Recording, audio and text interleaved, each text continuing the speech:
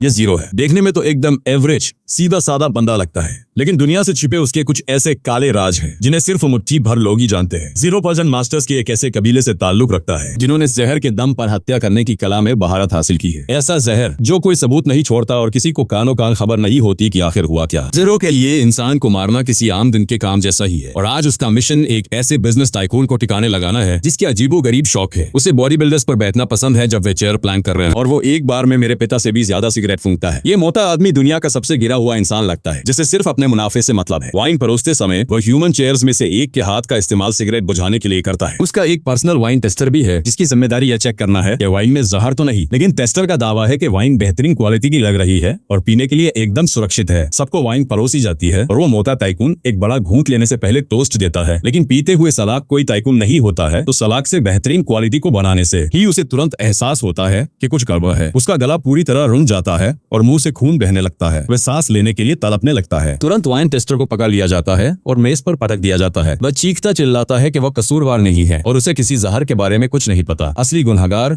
जाहिर है कोई और नहीं बल्कि पॉइजन मास्टर जीरो ही था, जो वेटर के भेष में था और बिना किसी का ध्यान खींचे चुपचाप वहां से निकल जाता है। एक इंसान को मारने के बाद भी जीरो को कोई फर्क नहीं पड़ता, जैसे यह उसके लिए बस एक और आम दिन हो। लेकिन वापस लौटते समय वह एक आलीशान कार में बैठी एक खूबसूरत औरत को एक आदमी को किस करते हुए देखता है। वह चलते चलते उस औरत को घूरता रहता है और आखिरकार एक खंभे से टकरा जाता है। वह घर लौटता है जहाँ उसकी बहन डिनर टेबल पर उसका इंतजार कर रही होती है। बिना एक शब्द बोले वह अपना बचकाना खाना मिलाने लगता है, जबकि उसकी बहन काम के बारे में उससे हर तरह के सवाल पूछने लगती है। वह पूछती है कि वह पॉइजन टेस्टर को बेवकूफा बनाने में कैसे कामयाब रहा, जबकि उस आदमी को तो अपने काम में माहिर और बेहतरीन माना जाता था। लेकिन जीरो बस इतना जवाब देता है कि उसने इम्यूनिटी बनाने के लिए हर दिन वाइन टेस्टर के ड्रिंक में थोड़ी मात्रा में जहर मिलाया था, और जब उसे यकीन हो गया कि वह जहर की जानलेवा खुराक से भी बच जाएगा तब उसने हमला करने का फैसला किया। यही वजह है कि वाइन टेस्टर ने वाइन पी फिर भी उसे कुछ नहीं हुआ, लेकिन असली टारगेट बिना किसी दिक्कत के मारा गया। उसकी बहन कबीले की इस चतुराई से प्रभावित लगती है, लेकिन उत्तराधिकार का मुद्दा उठाती है। उनकी दादी जो कबीले की मौजूदा हेड पॉइजन मास्टर है, चाहती है कि बच्चे यह पद संभाल लें क्योंकि वह बूढ़ी हो रही हैं और ज्यादा दिन नहीं जिएंगी। लेकिन पॉइजन मास्टर बनने के लिए आपको शादीशुदा होना जरूरी है, ताकि यह यकीन रहे कि ये पद उस व्यक्ति के साथ ही खत्म नहीं हो जाएगा और उनके बच्चों को मिल जाएगा। जीरो की बहन दुर्भाग्य से एक HGHDTV रेनबो कैंडिडेट है, इसीलिए वह अपनी गर्लफ्रेंड के साथ बच्चे पैदा नहीं कर सकती, जबकि जीरो शादी करने से इनकार कर देता है क्योंकि वह किसी औरत को इस खतरनाक जिंदगी में नहीं घसीटना चाहता। उसकी दादी उसकी शादी को लेकर इतनी पागल थी कि उन्होंने उसे अपने परिवार की छोटी शाखा किया है। एक लड़की से शादी करने के लिए लगभग मजबूर कर दिया था, लेकिन वह किसी तरह वहां से बच निकलने में कामयाब रहा। जैसे ही वह अपना डिनर खत्म कर रहा था, उसे अपने सबसे अच्छे दोस्त बग मास्टर का टेक्स्ट आता है। वह उससे मिलने बाहर जाता है और उसे एक बार आदरी के पास ढेर सारी शराब के साथ इंतजार करते हुए पाता है। वह अजीब इंसान अपने मास्क में टारेंटुला या ऐसा ही कुछ छिपाए हुए है और उसके चेहरे पर सेंटीपीड जैसा निशान है। वे बैठते हैं और पीते हुए बातें करते हैं, और तभी बग मास्टर बताता है कि वह जल्द ही शादी करने वाला है। वह जीरो को एक औरत की तस्वीर दिखाता है और दावा करता है कि वह उसे वैसे ही स्वीकार करती है जैसा वह है, और आखिरकार वह अपनी जिंदगी किसी ऐसे व्यक्ति के साथ बिता सकता है जिससे उससे घिन नहीं आती। इससे जीरो के अंदर एक ऐसी चाहत जाग उठती है जिसके बारे में उसे पता भी नहीं था, क्योंकि वह भी किसी ऐसे व्यक्ति के साथ जिंदगी चाहता है जो उसे वैसे ही प्यार करे जैसा वह है। जीरो बग मास्टर को बधाई देता है, जो स्टाइल में विदा देता है, क्योंकि उसके जूतों से ढेर सारे कीले निकल आते हैं और उसे ऐसे ले जाते हैं जैसे वह बर्फ पर स्केटिंग कर रहा हो। जीरो सोचता है कि क्या उसे कभी वो खास इंसान मिले, लेकिन फैसला करता है कि उसे उन चीजों के बारे में नहीं सोचना चाहिए जो सच नहीं है। अगली सुबह उसे उसके एक रेगुलर कॉन्टैक्ट का फोन आता है जो एक कंपनी चलाता है और बहुत सस्ते दामों पर क्लीन अप सर्विसेज देता है ताकि एक आम इंसान भी इसका फायदा उठा सके, और वह जीरो का इस्तेमाल अक्सर करता है क्योंकि उसका तरीका सबसे साफ और प्रोफेशनल है। अब मैं जानता हूँ सरपंच का जोक बहुत खुश होता है। वह ब्लॉन्ड आदमी उसे एक कमरे में ले जाता है जहाँ दो औरतें जीरो के करीब आने लगती है, जबकि ब्लॉन्ड दावा करता है कि वे औरतें उसकी सेक्रेटरी का असासिन्स है, लेकिन वे दूसरे अजीब काम भी कर सकती है। हालांकि जीरो को इसमें कोई दिलचस्पी नहीं है और वह सीधे मुद्दे पर आता है और पूछता है कि वह टारगेट कौन है जिसे साफ करने की जरूरत है। ब्लॉन्ड कमरे के दूसरी तरफ रोशनी करता है और दावा करता है कि आज की ह्यूमन स्कम का नाम में है और वह एक मैरिज स्विंडलर, शादी के नाम पर ठगने वाला नीम रिडिकल है। जीरो उसे कल से तुरंत पहचान लेता है, वही औरत जो आलीशान कार में आदमी को किस कर रही थी, लेकिन इससे उसके व्यवहार पर कोई फर्क नहीं पड़ता। ब्लॉन्ड दावा करता है कि वह उनके इलाके में काफी दिक्कत पैदा कर रही है और वह चाहता है कि जीरो उससे निपटे। इसके साथ ही वो चला जाता है और बिना एक शब्द बोले जीरो में को अपने द्वारा बनाया गया एक खास जहर इंजेक्ट करता है। वो उसे साफ तौर पर बताता है कि उसने उसे एक मजबूत पैरालिटिक एजेंट इंजेक्ट किया है जिससे उसके शरीर में अविश्वसनीय दर्द होगा और वह पूरे समय होश में रहेगी। उसके बाद वह अंतिम किलर का इस्तेमाल करेगा जो उसकी जिंदगी खत्म कर देगा। वह औरत बोलने की कोशिश करती है और उस पर दौरे डालने का फैसला करती है इस स्थिति से बाहर निकलने की उम्मीद में, लेकिन जीरो बेवकूफा नहीं है और उसे चुप रहने के लिए कहता है क्योंकि इससे वह नहीं बचेगी। हालांकि वह औरत बोलना जारी रखती है और दावा करती है कि वह उसके पहले प्यार जैसा दिखता है और बताती है कि उसने कई लोगों को ठगा है और कई ऐसे अजीब काम किए हैं जिनके बारे में वह बात भी नहीं कर सकती, लेकिन यह सब उसके बीमार भाई की मदद करने के लिए था। उसके मुंह से खून निकलने लगता है, लेकिन वह जारी रखती है कि अगर वह एक ऐसे आदमी के सामने मरती है जो उसके पहले प्यार जैसा दिखता है तो शायद यह उतना बुरा नहीं है। ये उसके मन में शक का बीज बो देता है। आता क्योंकि जीरो सिर्फ अपराधियों और दुनिया के गिरे हुए लोगों को मारता है। वो सोचने लगता है कि क्या यह औरत अपराधी नहीं है और क्या वह सचमुच उसे पसंद करती है। इससे पहले कि वह कुछ कर पाता उसे उसकी बहन का फोन आता है जो उसे बताती है कि वह घर छोड़कर वापस अपने परिवार के पास जा रही है क्योंकि वह एक ब्रांच फैमिली में किसी से शादी करने वाली है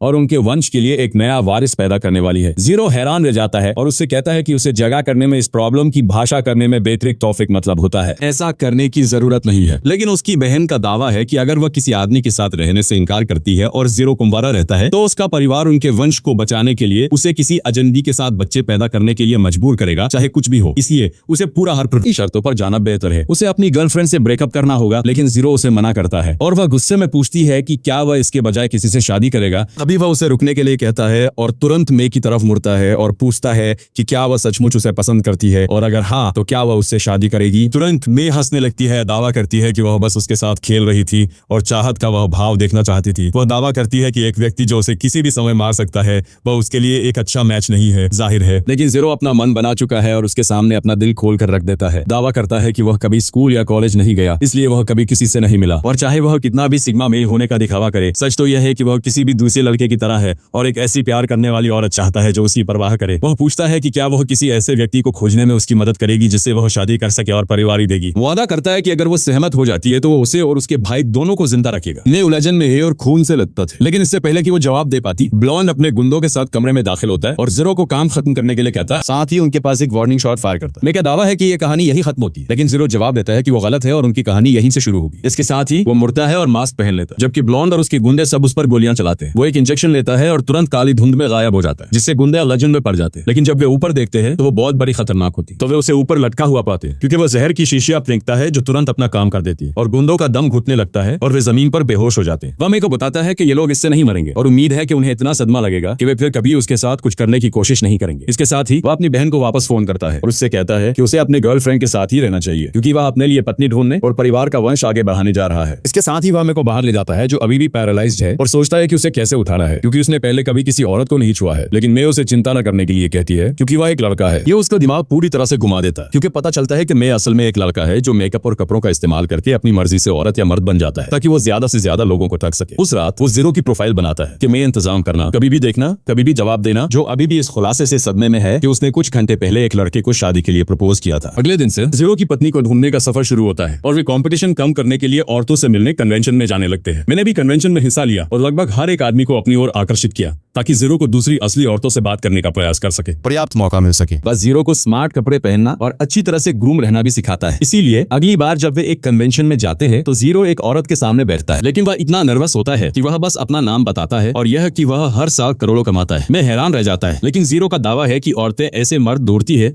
जो घर चला सके, इसलिए उसका बहुत पैसा कमाना पहला पॉइंट होना चाहिए। वह जीरो से औरतों की आंखों में देखने और उनका ध्यान खींचने के लिए मुस्कुराने को कहता है। हालांकि जीरो पूरी तरह से एक खोया हुआ केस है क्योंकि वह इतने डरावने चेहरे बनाता है कि औरतें शायद सोचती है कि वह कोई सीरियल किलर या ऐसा ही कुछ है। कन्वेंशन पूरी तरह फेल रहा, लेकिन मैं इतनी आसानी से हार मानने वाला नहीं है और वह उसके लिए टिंडर पर एक प्रोफाइल बनाता है और उसे एक पहली डेट भी दिलाता है। हालांकि यह एक बार फिर भयानक रहती है क्योंकि वह उनके द्वारा ऑर्डर किए गए खाने का एक निवाला भी नहीं ले पाता क्योंकि पॉइजन मास्टर होने के नाते वह सपना भी अपने बाइकों पर बिजाया है। उसका पहला इंस्टिंक्ट कभी भी ऐसी चीज न खाना है जिसे उसने खुद तैयार न किया हो। वह किसी तरह अपने इंस्टिंक्ट पर काबू पाने और एक निवाला लेने में कामयाब होता है, लेकिन इसका कोई फायदा नहीं होता क्योंकि लड़की पहले ही भाग चुकी होती है। जीरो पूरी तरह से हारा हुआ महसूस करता है क्योंकि वह आज 30 औरतों से मिला और फिर भी एक के साथ भी कॉन्टैक्ट डिटेल्स शेयर नहीं कर पाया। लेकिन मैं उसे चिंता न करने के लिए कहता है और कल इस पर काम करने का वादा करता है। लेकिन इससे पहले कि जीरो जा पाता है, जीरो इसे डेविड के अलग जानने के लिए बुरा करता है। एक कार उनके पास से तेजी से गुजरती है और मेरे को पकड़ लेती है, जबकि जीरो उसका पीछा करने की कोशिश करता है, लेकिन कार निकल जाती है। किडनैपर ब्लॉन्ड का छोटा भाई निकलता है जो मुझसे पूछता है कि आखिर क्या हुआ और उसके बड़े भाई ने शहर में अपना काम छोड़ने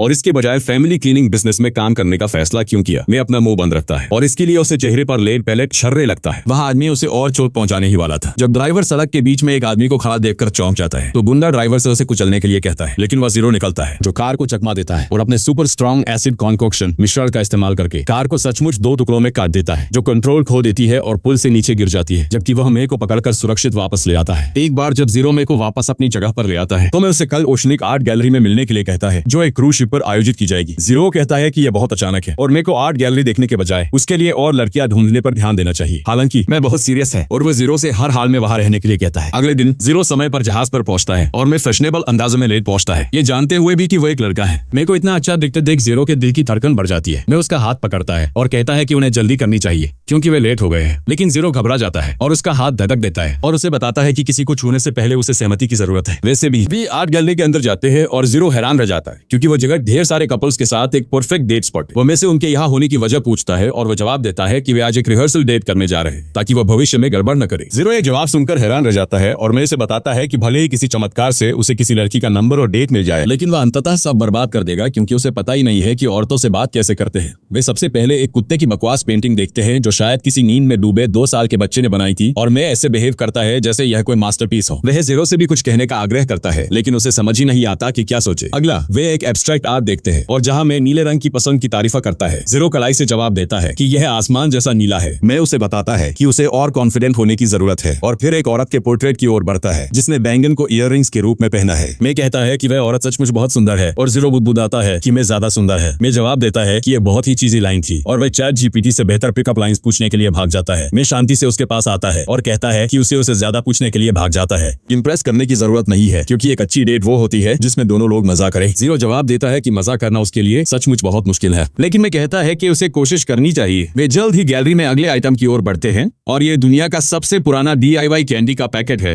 जो जीरो को बिल्कुल पागल कर देता है। वो इस बारे में बकबक करने लगता है कि इसकी कीमत 3 करोड़ येन है और इसके दमकत के इंतजार पहले भी, लेकिन वह इसे खरीदने के लिए खुशी खुशी 10 करोड़ देगा। मेरे को समझ नहीं आता कि कैंडी के पैकेट में क्या दिलचस्प है और वो चला जाता है, लेकिन उसे खुशी है कि जीरो मजा कर रहा है। वह जीरो को आवाज देता है और उसे सिर झुकाकर एक और आर्ट पीस देखते हुए पाता है। वह मेरे को बताता है कि पेंटिंग इस एंगल से ज्यादा कूलती है लगती है और वह भी इसे आजमाने का फैसला करता है। उसके बाद मे जीरो को चारों ओर ले जाता है जबकि वह उसके आकर्षक गुणों के बारे में ज्यादा उत्सुक होता है। उसके सवाल का जवाब देने के बजाय मैं उससे एक अधेड़ उम्र के आदमी के बारे में पूछता है जो बेघर दिखता है और निश्चित रूप से किसी बुरी चीज के नशे में है। जीरो की इस आदमी के बारे में कोई राय नहीं है और फिर अचानक उसकी बहुत सुंदर पत्नी वहां आती है और एक सेकंड में ढेर सारे लोग उसे ऑटोग्राफर के लिए घेर लेते हैं क्योंकि वह एक बहुत लोकप्रिय पेंटर है। मैं कहता है कि भले ही पेंटर क्रेजी हो लेकिन उसके फैंस उसे प्यार करते हैं क्योंकि वह टैलेंटेड है। वह एक बेसबॉल खिलाड़ी के और उदाहरण देता है जो हमेशा जरूरत के समय काम आता है, एक डॉक्टर जो जाने बचाता है या एक म्यूजिशियन जो अपने गानों से लोगों को कुछ महसूस कराता है। मैं कहता है कि ये सभी लोग टैलेंटेड हैं और यही उनका आकर्षण है। जीरो जवाब देता है कि यह सब कूल है लेकिन इसका उससे कोई लेना देना नहीं है क्योंकि उसके पास कोई टैलेंट नहीं है। मैं उसे बताता है कि वह गलत है क्योंकि वह एक बहुत टैलेंटेड असासिन है जिसने उसकी जान बचाने के लिए एक ही समय में दर्जनों बदमाशों को हराया। मैं जीरो को बताता है कि अगर वह अपने आकर्षण का इस्तेमाल करके किसी लड़की को इंप्रेस करना चाहता है तो उसे डेटिंग एप्स और दूसरी मीटिंग्स पर समय बर्बाद करना बंद करना चाहिए और इसके बजाय अपना काम बदल लेना चाहिए। वह जीरो के कानों में फुसफुसाता है कि उसे दूसरों की मदद करनी चाहिए और वह वाक्य असासिन को एक छोटा सा दिल का दौरा दे देता है। मैं उसे एक एलीट बॉडीगार्ड या ऐसा ही कुछ काम करने के लिए कहता है क्योंकि ऐसी स्थितियों में वह लड़कियों की जान बचाकर उन्हें इंप्रेस कर सकता है। जीरो जवाब देता है कि यह काम नहीं करेगा क्योंकि वह एक पॉइजन मास्टर और एक असैसिन है, लेकिन मैं उसे याद दिलाता है कि यह काम करने में स्टाइल को भरोसा संभाल जाएगा है कि किसी ने नहीं कहा कि वह लोगों को बचा नहीं सकता। वह आगे कहता है कि लड़कियों को बचाना और उन्हें आकर्षित करना सिर्फ शुरुआत है क्योंकि उसके बाद उसे उनका दिल जीतने के लिए लगातार कोशिशें करनी होंगी। बाद में जीरो और मैं डिनर करते हैं और मैं घोषित करता है कि यह ऑपरेशन व्हाइट नाइट की शुरुआत है जिसमें जीरो लड़कियों की जान बचाकर उन्हें इंप्रेस करेगा। जीरो पहले उस क्लिच नाम पर जोर से सिसकता है और फिर मैं से पूछता है कि वह ऐसे काम कैसे ढूंढेगा जहां उसे लोगों को बचाना हो। मैं पहले अपना मुंह मीट से भरता है और फिर जीरो को हडार्क नैव नामक एक ऐप के बारे में बताता है जो मूल रूप से फाइवर या अपवर्क जैसा है लेकिन अपराधियों के लिए। वह जीरो को बताता है कि वह इस ऐप में हर तरह के संदिग्ध काम ढूंढ सकता है और कुछ ऐसे काम भी होंगे जिनमें उसे लोगों को बचाना होगा। जीरो ऐप के बारे में सुनकर हैरान है क्योंकि अब तक उसके सारे काम एक ब्रोकर के जरिए आते थे। हालांकि उसे कुछ भी अच्छा नहीं मिलता और वह मेरे को बताता है कि यह काम नहीं कर रहा है। अचानक वह कुछ ऐसा देखता है जो वह कर सकता है और उस पर मी की राय पूछता है। वह उसे एक अपराधी का वीडियो दिखाता है जिसने कायोको नाम की एक लड़की को पकड़ लिया है और उसके दोस्तों से उनके पास मौजूद सभी आर्टवर्क्स उसे देने के लिए कह रहा है। वीडियो के तुरंत बाद जीरो उन लोगों से मिलता है जिन्होंने काम पोस्ट किया था और उसे पता चलता है कि कायोको नाम की लड़की असल में एक आर्ट चीफ कला चोर है। हालांकि व्यक्तिगत फायदे के लिए आर्टवर्क्स चुराने के बजाय वह उन्हें सिर्फ इसलिए चुराती है ताकि वह उन्हें उनके असली मालिकों को लौटा सके। उसके साथ ही उसे हर हाल में बचाना चाहते हैं, लेकिन उनके पास ऐसा करने की ताकत और स्किल नहीं है। यही वजह है कि उन्होंने बेताबी से यह रिक्वेस्ट डार्क नैप पर पोस्ट की। उनकी प्रेजेंटेशन सुनकर जीरो चुप हो जाता है और उन आदमियों को लगता है कि वह रिक्वेस्ट स्वीकार नहीं करेगा क्योंकि फेस बहुत कम है। वे सोचते हैं कि क्या उन्हें अपने लीडर को बचाने के लिए अपने अंग बेच देने चाहिए या अपने माता पिता की सेविंग्स चुरानी चाहिए। और मे को एहसास होता है कि कोई भी स्किल नहीं होगा, वह अपने लीडर से बात करता है। असासिन इस काम में दिलचस्पी नहीं लेगा। वह सोचता है कि ये जीरो के लिए एक लड़की को बचाकर उसे इंप्रेस करने का मौका है और वह कायोको के जूनियर्स को बताता है कि उसका दोस्त एक पॉइजन मास्टर है। ये सुनकर वे घबरा जाते हैं क्योंकि उन्होंने जीरो के बारे में सिर्फ अफवाहें सुनी है और उन्हें लगता है कि ये एक महीने की दुनिया में ही है कि उसकी फीस की पहली किस्त चुकाने के लिए उन्हें अपना सब कुछ बेचना पड़ेगा। हालांकि वे अपने लीडर को बचाने के लिए कुछ भी करने को तैयार है। लेकिन फिर अचानक जीरो अपना हाथ उठाता है क्योंकि उसका एक सवाल है। हर कोई उससे डरा हुआ है, लेकिन जीरो बस ये जानना चाहता है कि क्या कायोको को चश्मा पहनने वाले मर्दों से कोई दिक्कत है। उसी समय जिसने कायोको को पकड़ा है वह जहाज का कैप्टन है जिसने अपना कलेक्शन बनाने के लिए पेंटिंग्स खरीदी, चुराई और लूटी। वह पेंटिंग को अजीब तरह से चाटता है जैसे किसी प्रदर्शनकारी ने अभी उस पर केचप फेंका हो और फिर कायोको से उसके लिए काम करने के लिए कहता है क्योंकि वह पेंटिंग्स चुराने में उसके स्किल की तारीफ करता है। काकायो को मना कर देती है। उसके द्वारा पहले चुराई गई पेंटिंग की कहानी याद करते हुए पेंटिंग की मॉडल एक प्रसिद्ध कलाकार की बेटी थी और पेंटिंग का मालिक उस औरत का पति था जिसे कैप्टन ने उसे चुराने के लिए पीटा था। उस आदमी ने कायोको से वह पेंटिंग उसके और उसकी बेटी के लिए वापस लाने की भीख मांगी क्योंकि वह उनके लिए सचमुच बहुत खास है। कायोको कैप्टन को बताती है कि उसने उस लड़की से वादा किया था कि वह उसकी माँ की पेंटिंग वापस लाएगी और यह सुनकर कैप्टन अपने हायर किए गए असासिन को उसकी हिम्मत तोड़ने के लिए कहता है। इस बीच जीरो और मे कायोको को ट्रैक करते हुए जहाज पर लौटते हैं और मे जीरो द्वारा लड़की को बचाने से पहले ही अपने छिपे हुए इरादों को उजागर करने से खुश नहीं है। वह जवाब देता है कि सब ठीक है और वे कायोको पर लगे जीपीएस ट्रैकर को फॉलो करते हैं। लेकिन जैसे ही वे सीढ़ियां चढ़ते हैं 2+ एसाइजर्स गार्ड्स में पर अपनी बंदूकें तान देते हैं। जीरो तुरंत आगे कूदता है और हेम्प्टी और डंटी को स्प्लिट किक से बाहर कर देता है। लेकिन मे अब अपना कॉन्फिडेंस खो चुका है। वह घर लौटना चाहता है, लेकिन जीरो कहता है कि उसे लड़की से बात करने में उसकी मदद चाहिए। वे ट्रैकर को फॉलो करते हैं जबकि जीरो कहता है कि वह कायोको से शादी करने के इरादे से उसे डेट करने के लिए पूछने का प्लान बना रहा है। मैं तुरंत उस आइडिया को मना कर देता है क्योंकि इससे वह नहीं समझता है, रिजेक्ट हो जाएगा और उससे अंत के गोल के बजाय प्रेजेंट पर ज्यादा ध्यान देने के लिए कहता है। तभी ढेर सारे गार्ड्स उन्हें रुकने के लिए कहते हैं, लेकिन जीरो बिना किसी दिक्कत के उन सबको खून से लथपथ और बेहोश कर देता है। इस बीच मैं उसे लेक्चर देता है कि कायोको डरी हुई और अकेली होगी और जब वह उसे देखे तो मैं देखा तो हूँ कि मैं रिजेक्ट हो जाऊंगा, तो उसे शादी के बारे में पूछने के बजाय बताना चाहिए कि वह उसे बचाने यहाँ आया है। इस बीच जहाज का कैप्टन अपनी बंदूक कायोको पर तानता है और वह हंसती है, कहती है कि उसे मौत से डर नहीं लगता। हालांकि कैप्टन बंदूक को अगली पेंटिंग की ओर तानता है और कायोको घबरा जाती है क्योंकि वह लड़की की माँ से किए गए अपने वादे को अपनी जान से ज्यादा कीमती मानती है। वह कैप्टन के लिए काम करने और उसकी साइड चिक बनने के लिए तैयार हो जाती है और जैसे ही वह अपनी जीत का मजा लेना शुरू करता है उसका हाथ पिघलकर जमीन पर गिर जाता है जिससे रंगीन लिक्विड्स निकलने लगते हैं जो सचमुच इंसान के शरीर से नहीं निकलने चाहिए। वह घबरा जाता है और सोचता है कि उस पर किसने हमला किया जब अचानक पेंटिंग में मौजूद औरत का भूत बाहर आता है और उसे नरक की आग से जला देता है, या कम से कम जीरो के जोहर के असर में वह ऐसी कल्पना कर रहा है। जीरो ने कमरे की धातु की दीवारों में एक छेद कर दिया है और वह कायोको के पास अपना परिचय देने के लिए आता है। वह उसे बताता है कि वह सुरक्षित है क्योंकि वह अब यहाँ है और उसका पहला रिएक्शन यह होता है कि वह उसके जैसे मास्टर को फीस देने की औकात नहीं रखती। जीरो तुरंत मे की तरफ मुड़ता है क्योंकि उसने उसे यह नहीं सिखाया कि इसका जवाब कैसे देना है और मे दखल देने का फैसला करता है। वह पहले कायोको के पैर खोलने की कोशिश करते थे क्योंकि वह बहुत आबत में कुछ बीच में ही थे। करता है जब अचानक डाइविंग सूट वाला आदमी लड़की को पकड़ लेता है और पीछे कूद जाता है। जहाज का कैप्टन भी होश में आ जाता है और वह वाटर मास्टर को घुसपैठियों को मारने के लिए कहता है। फिर वो अपना मास्क पहनने और खुद को अपना बनाया हुआ सुपर सोल्जर सीरम्स इंजेक्ट करने में समय बर्बाद नहीं करता। जैसे ही दवा असर करना शुरू करती है वह सुपर मास्टर का परामर बन सकता है। सुपर सोल्जर सीरम्स इंजेक्ट करती है। जब वह सुपर मास्टर का परामर बन सकता है वह वाटर मास्टर पर हमला करने के लिए आगे बढ़ता है, लेकिन वह सिर्फ पानी पर वार करता है और पाता है कि वाटर मास्टर उसकी पहुंच से बहुत दूर है। किस्मत उसने कायोको को अकेला छोड़ दिया है और जीरो तुरंत उसे मे की तरफ फेंकता है और उसे सुरक्षित जगह ले जाने के लिए कहता है। मे कायोको को पकड़ते हुए गिर जाता है और जीरो को बताता है कि उसे लड़कियों के साथ नरमी से पेश आना चाहिए। जीरो जवाब देता है कि उसे 2 महीने में लगेगा और पर यह भी शेष सबू को कराने के लिए एक पकड़ का नाम उसे देता है। पहले कायोको को बचाना है और वह नरमी के बारे में सारे लेक्चर बाद में सुनेगा। अचानक वाटर मास्टर पानी को अपने हाथ में पंप करता है ताकि इसे बड़ा किया जा सके और पूरी ताकत से जीरो पर हमला करता है जिससे फर्श में एक छेद हो जाता है। जीरो उस हमले से गंभीर रूप से घायल हो जाता है, लेकिन अगर लड़ाई लंबी खींचती है तो उसके पास पहले से ही अपने हथियार बाहर है। वाटर मास्टर उसकी तरफ दौड़ता है और मैं घबरा जाता है कि यह खून खराबे में बदल जाएगा, लेकिन तभी अचानक वाटर मास्टर रुक जाता है और जीरो को एक कार्ड प्रेजेंट करता है। वह अपना परिचय उशियो के रूप में देती है और कहती है कि उन्हें इस मामले को लड़ने के अलावा सीईओ को बनाने में लड़ने वाली लगी है, दूसरे तरीकों से सुलझाना चाहिए। वह कहती है कि 2 मास्टर्स के बीच लड़ाई उनके आसपास और उनके शरीरों को गंभीर नुकसान पहुंचाएगी और उसे जो फीस मिली है वह उसे कवर करने के लिए पर्याप्त नहीं हो सकती है। वह कहीं से भी वाटर बेंडिंग पानी को कंट्रोल करने के लिए शुरू कर देती है और अपनी लड़ाई पर उनके शरीर और भगवान बन जाती है।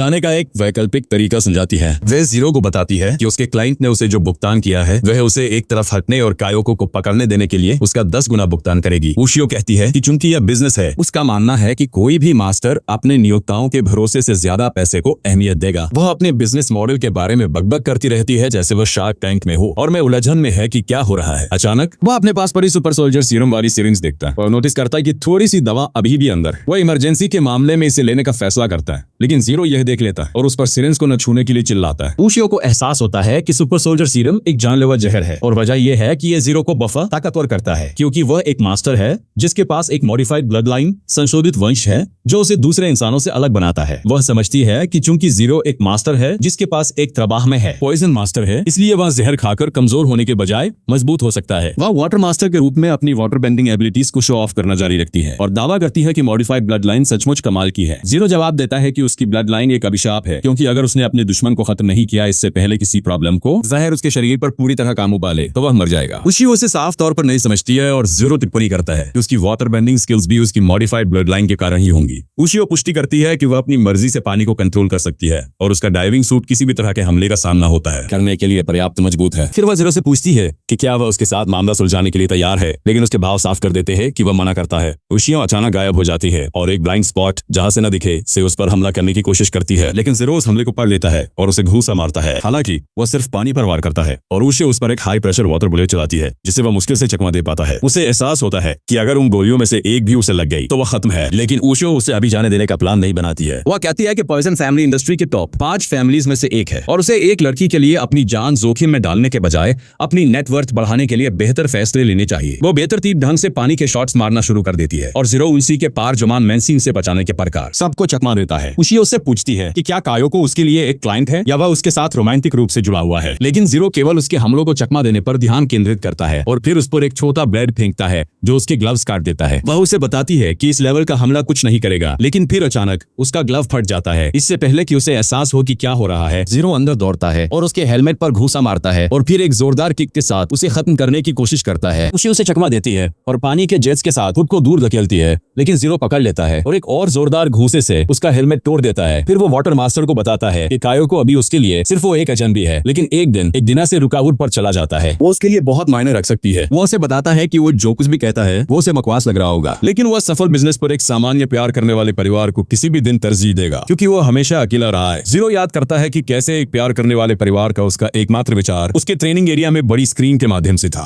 वहां उसे यह सीखने को मिला कि कैसे दूसरे लोग अपने परिवार के साथ खाना खाते हैं या कैसे लड़के और लड़कियां एक दूसरे के साथ बातचीत करते हैं और दोस्त बनते हैं। हालांकि वह सब उन टारगेट्स को जानने के लिए था जिन्हें उसे भविष्य में मारना होगा। वे सिर्फ लोगों की रिकॉर्डेड वीडियो नहीं थी, बल्कि उनकी जिंदगी जीने की एक लाइव स्ट्रीम थी, बिना किसी शक के कि उन्हें पॉइजन फैमिली के जादुई आईनों के माध्यम से देखा जा रहा था। उसका इंस्ट्रक्टर उन्हें ह्यूमन जजू कहता था कि इन लोगों को दुनिया की सच्चाई के बारे में कोई अंदाजा नहीं है और वे बस किस्मत के सहारे अपनी जिंदगी जी रहे हैं। जीरो को सिखाया गया था कि पॉइजन कबीले के वारिस के रूप में सीईओ उठाने के लिए चर्चा भी किया गया था। इन बेखबर लोगों की किस्मत को कंट्रोल करना उसका फर्ज था। यह सब तब हुआ जब वो किसी भी मानवीय संपर्क से अलग था और उसने कभी परिवार की खुशी नहीं जानी। अब वो उशियो को बताता है कि परिवार के साथ डिनर करने जैसी चीजें जिन्हें वो बेकार कहती है वही है जो वो हर हाल में चाहता है। हालांकि उशियो उसके छोटे से भाषण से आश्वस्त नहीं है और घोषित करती है कि पॉइजन फैमिली के भविष्य के मुखिया का ऐसा नजरिया है कि वे बिजनेस में कभी सफल नहीं होने वाले। अचानक वो अपनी पूरी ताकत लगा देती है और अपने पैरों के नीचे के पानी को बवंडर में बदल देती है ताकि खुद को ऊपर उठाया जा सके। साथ ही हमला करने के लिए कई पानी के टेंटिकल्स स्पर्शक बनाती है। जीरो किसी तरह हमलों को मुश्किल से चकमा दे पाता है। सबसे पहले अपना हमला करने के लिए मोड ऑफ लेक चलता है, लेकिन फिर उशियो उसे और भी ज्यादा नुकसान पहुंचाने के लिए अपने टारगेट्स बदलने का फैसला करती है। वो एक पानी का टेंटेकल मे की तरफ चलाती है जो कायोको की रक्षा करने में कामयाब होता है, लेकिन हमले की चपेट में आ जाता है। मे को दर्द से चिल्लाते देख जीरो घबरा जाता है और उशियो हंसती है, कहती है कि वो उसके दोस्तों को चोट पहुंचाने के लिए उसे मुआवजा देगी। इस बीच कायोको जिंदा है और वो मे से पूछती है कि वे उसकी मदद करने के लिए इस सबसे क्यों गुजर रहे हैं और वह जवाब देता है कि उसे बचाना उनका मिशन है और वो जीरो के लिए सिर्फ एक मिशन से कहीं ज्यादा मायने रखती है जो उशियो के बेरहम हमलों को चकमा देता रहता है। मैं कायोको से उन्हें अकेला छोड़कर भाग जाने के लिए कहता है क्योंकि उसे बचाना अभी सबसे जरूरी चीज है। हालांकि कायोको पैसेंजर प्रिंसेसेस बनने का प्लान नहीं बनाती और वो मैं से पूछती कि वह कैसे मदद कर सकती। मैं अचानक सुपर सोल्जर सीरम कंपोजिशन की तरफ देखता है जिसके जीरो को मजबूत बनने के लिए जरूरत है। अभी वो उशियो के हमलों से पूरी तरह तबाह हो रहा है क्योंकि उसने अपनी सारी पॉइजन नीडल्स पहले ही खोदी थी जब उशियो ने उसे फर्श में दे मारा था। वो जानता है कि वो अभी उसे पकड़ने के लिए पर्याप्त तेज नहीं है। वो याद करता है कि कैसे उसके टीचर ने उसे एक बार बताया था कि 5 अरब येन से कम के लिए किसी दूसरे मास्टर से कभी न लड़े और वह भी तभी जब उसकी जीत की गारंटी हो। उन्होंने जीरो को बताया कि उसकी मॉडिफाइड ब्लड लाइन एबिलिटीज को देखने के बाद किसी को जिंदा नहीं रहना चाहिए और पॉइजन फैमिली की विरासत की रक्षा के लिए उसे जो भी देखे उसे मार देना चाहिए। जीरो दुश्मन के हमले को चकमा देते हुए उन यादों को झटकने की कोशिश करता है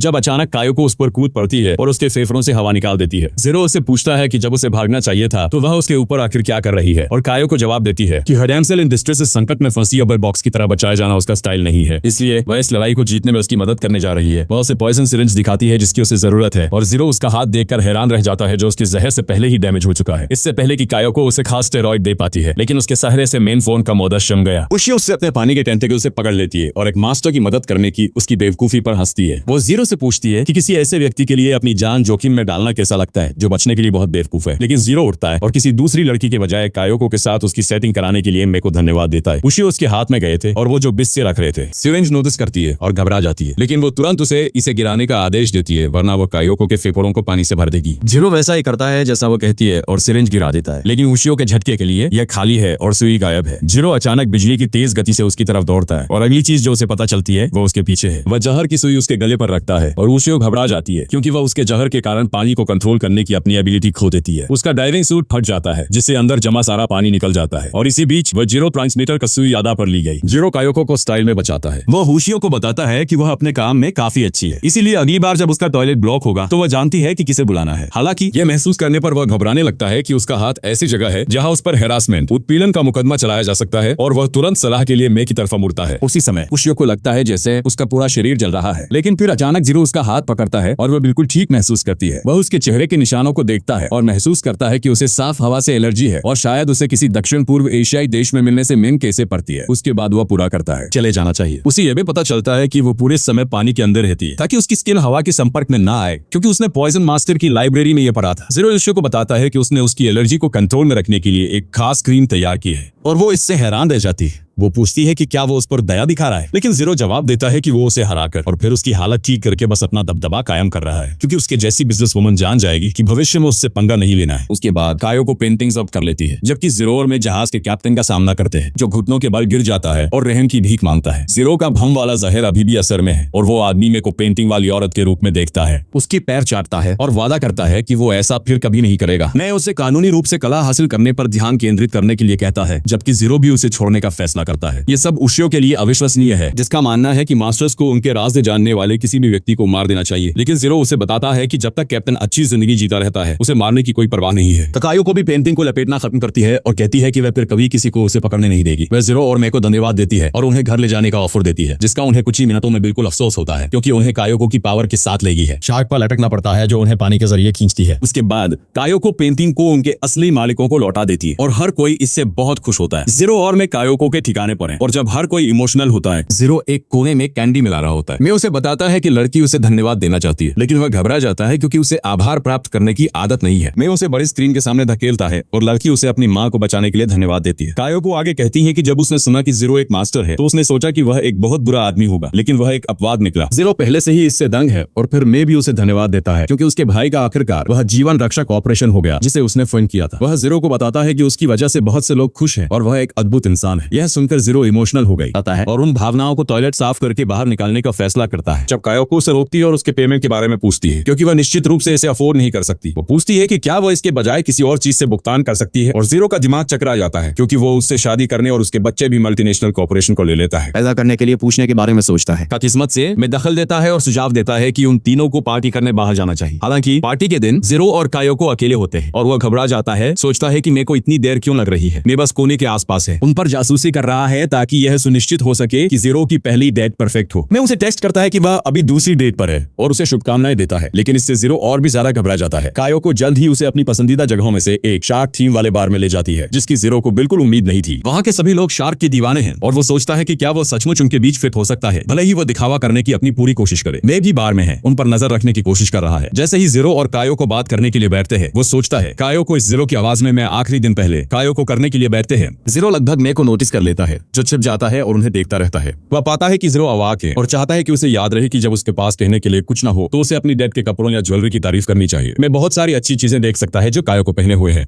और आखिरकार जीरो भी उन्हें नोटिस करता है। वो कायोको के नेकलेस के बारे में बात करता है, कहता है कि ये सचमुच बहुत पुराना लगता है और पूछता है कि क्या ये उसकी दादी की निशानी है। मैं इस कोशिश से हैरान है, लेकिन सोचता है कि ये तब तक आधा बुरा नहीं है जब तक कायोको जवाब नहीं देती कि उसे यह डिह्यूमिडिफायर नमी कम करने वाला यंत्र के साथ मुफ्त में मिला है। मैं जीरो को इस डील के बारे में और बात करने का इशारा करता है क्योंकि यह दिलचस्प है, लेकिन ऐसा लगता है कि वह लड़की पर ध्यान केंद्रित नहीं कर पा रहा है। वह हिंट्स के लिए मे की तरफ देखता रहता है, जो सोचता है कि जीरो ने कायोको को बचाकर जो इतनी मेहनत की है वो इस रफ्तार से सब बेकार हो जाएगी। का किस्मत से कायोको मिलनसार है और मजाक करना जानती है, भले ही उसकी डेट नीरस हो। वह जीरो से पूछती है कि क्या वह उसका खाना खा सकती है क्योंकि वह नहीं खा रहा है, और वह खुशी खुशी उसे ऑफर करता है। वह उसे धन्यवाद देती है क्योंकि उसे वह डिश बहुत पसंद है, और इससे जीरो और ज्यादा घबरा जाता है, जिससे मेरे को चीजें अपने हाथों में लेने के लिए मजबूर होना पड़ता है। वो तुरंत बड़े मॉनिटर पर जाता है जहाँ विभिन्न प्रकार की शार्क दिखाई जा रही हैं। और एक लड़का अपनी डेट को विभिन्न शार्क के बारे में सब कुछ बताकर इम्प्रेस करने की कोशिश कर रहा है। मैं स्क्रीन पर एक अजीब सपोर्ट शार्क सेट करता है जो जीरो से कायोको को अपने बचपन की कहानी सुनाने के लिए कह रही है। तभी मैनेजर मेरे को ये बताने के लिए वहाँ आता है कि कस्टमर्स को मॉनिटर को नहीं छूना चाहिए, लेकिन मैं बस अपने आकर्षण से उसे जीत लेता है और एक मुफ्त पास पा लेता है। जीरो यह हिंट लेता है और कायोको को बताना शुरू करता है कि वह दूसरों के द्वारा तैयार किया गया खाना नहीं खा सकता और अब ये उसके शरीर में बस गया है। वो उसे बताता है कि उसने पॉइजन मास्टर के रूप में ट्रेनिंग लेने के अलावा कभी कुछ नहीं किया। वो अपना खाना खुद पकाता था और अकेला खाता था, और एकमात्र चीज जो मायने रखती थी वह यह थी कि इसमें जहर न हो, और कायोको को उसके लिए बुरा लगने लगता है। वह जवाब देती है कि वह उसका दर्द समझ सकती है क्योंकि वह भी अपने बचपन में बिल्कुल अकेली थी। वह एक अनाथ थी और अनाथ इलाके के दूसरे बच्चे उसके दोस्त नहीं बनना चाहते थे। एक दिन मौत के कगार पर खड़े एक अमीर आदमी ने उसे गोद ले लिया क्योंकि उसका कोई वारिस और कोई ना थी, विरासत नहीं थी, और अचानक वह करोड़पति बन गई। कायोको ने सोचा कि अब उसे अपनी जिंदगी में एक दिन भी काम नहीं करना पड़ेगा, लेकिन फिर उसने रोते हुए लोगों की पेंटिंग से भरा एक कमरा देखा जिसने उसे अंदर तक पूरी तरह झकझोर दिया। उसने कुछ छानबीन की और पाया कि उस आदमी ने वह पेंटिंग्स अवैध रूप से हासिल की थी। उसे पेंटिंग्स और उनके असली मालिकों के बारे में बुरा लगा, इसलिए उसने उन सबको वापस घर भेजने का फैसला किया। वह अपने मिशन में सफल रही, लेकिन जब तक उसने खत्म किया अब तक विरासत में मिली उसकी सारी दौलत खत्म हो चुकी थी। कायोको जीरो को बताती है कि अब वह अपने बिलों का भुगतान करने के लिए वेट्रेस के रूप में पार्ट टाइम काम करती है, और उसे लगता है कि उसे उसकी कहानी मजेदार और दयनीय लगेगी। हालांकि वो उसके द्वारा किए गए काम से प्रभावित है। वो उसे इस बारे में बताना शुरू करता है कि कैसे उसने कुछ ऐसा किया जिससे लोगों ने उसकी जिंदगी में पहली बार उसे धन्यवाद दिया। वह दावा करता है कि कायोको के बिना उसे ऐसा करने का मौका नहीं मिलता और वह यह हमेशा से जन्म विधायक कर रही है, इसलिए वह अब तक मिला सबसे कूल इंसान है। यह सुनकर कायोको इमोशनल हो जाती है और उसे अभी से शादी की शहनाइयां सुनाई देने लगती है। उसे रोते देख जीरो नर्वस हो जाता है और पूछता है कि क्या उसने कुछ गलत कहा, लेकिन वो उसे बताती है कि पहले किसी ने उसकी इस तरह तारीफ नहीं की। तभी जीरो में का एक हिंट देखता है जो उसे इसके लिए आगे बढ़ने के लिए कह रहा है, और उसके दिल की धड़कन बढ़ जाती है क्योंकि वो उस बारे में सोचता है। वो अपनी शार्क हेड हटाता है और कायोको से पूछता है कि क्या वो उसके लिए कुछ कर सकती है, और उसे उनके बीच केमिस्ट्री महसूस होने लगती है। हालांकि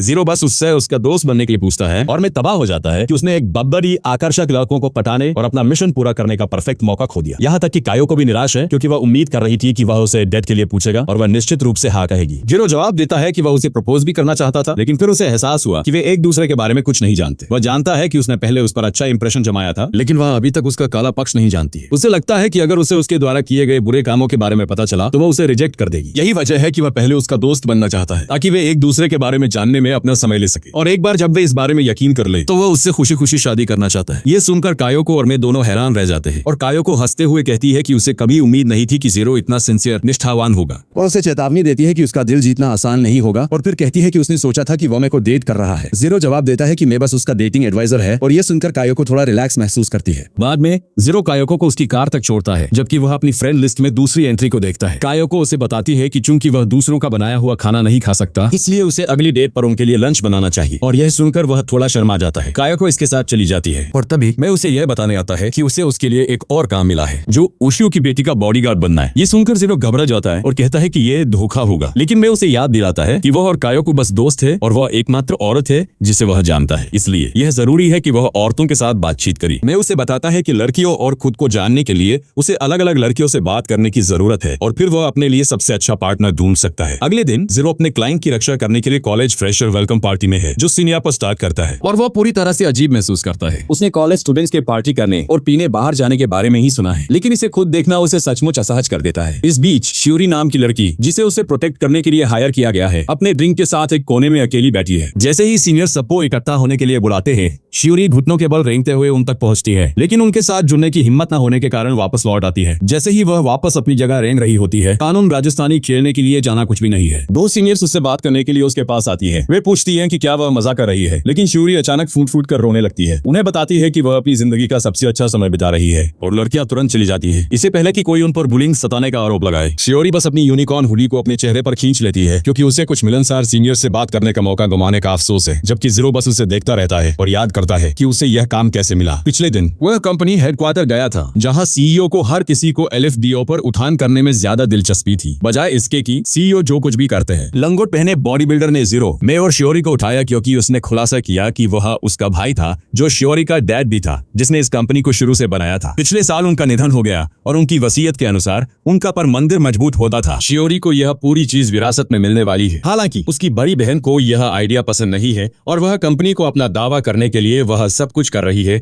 जो वह कर सकती है। सीईओ कहता है कि उसे ठीक पता नहीं है कि उसकी बहन क्या करने जा रही है, लेकिन उसने अफवाहें सुनी है कि उसने शियोरी को चोट पहुंचाने के लिए अजीब तकनीकों वाले कुछ लोगों को हायर किया है, जिन्हें सामान्य बॉडीगार्ड नहीं रोक सकते। जीरो ने शियोरी को प्रोटेक्ट करने का काम स्वीकार कर लिया, जिसने डरते डरते अपना परिचय दिया, जबकि मैंने भीड़ में घुलने मिलने के लिए उसके लिए एक फेक स्टूडेंट आईली का इंतजाम किया। अचानक शियोरी ने उससे उसे ड्रिंकिंग पार्टी में ले जाने की रिक्वेस्ट की और जीरो ने उसे बताया कि यह खतरनाक था। हालांकि उसने उसकी मासूम और आंसुओं से भरी आंखों से देखा और जीरो इतनी क्यूटनेस का सामना नहीं कर सका। वह उसे पार्टी में ले जाने के लिए तैयार हो गया और अब शियोरी को खड़े होने और सबके सामने अपना परिचय देने के लिए कहा जाता है। वह सबको अपना नाम बताती है, लेकिन जम जाती है क्योंकि वह अगली चीज सोचने की कोशिश करती है जो उसे कहनी है। उसके दिमाग में सैकड़ों विचार आते हैं, लेकिन अंत में वह बस पुराने अच्छे nice to meet you time आपसे मिलकर अच्छा लग जाती है और बैठ जाती है। हर कोई अब अजीब महसूस करता है, लेकिन इसके बाद अपना परिचय देने की बारी जीरो की है। और जिस तरह से वह एक बॉस की तरह उठता है, उससे मैं चिंतित हो जाता है, जो सपोर्ट देने के लिए एक वेटर के रूप में काम कर रहा है। जीरो सबको दिखाना चाहता है कि एक टॉप नॉच मास्टर क्या कर सकता है। वो कॉन्फिडेंटली अपना परिचय देता है और फिर सबको उसे एक बार में 8 पिन बियर गटकते हुए देखने के लिए कहता है। मैं चिंतित है कि यहाँ पर सपोर्ट डाल दिया,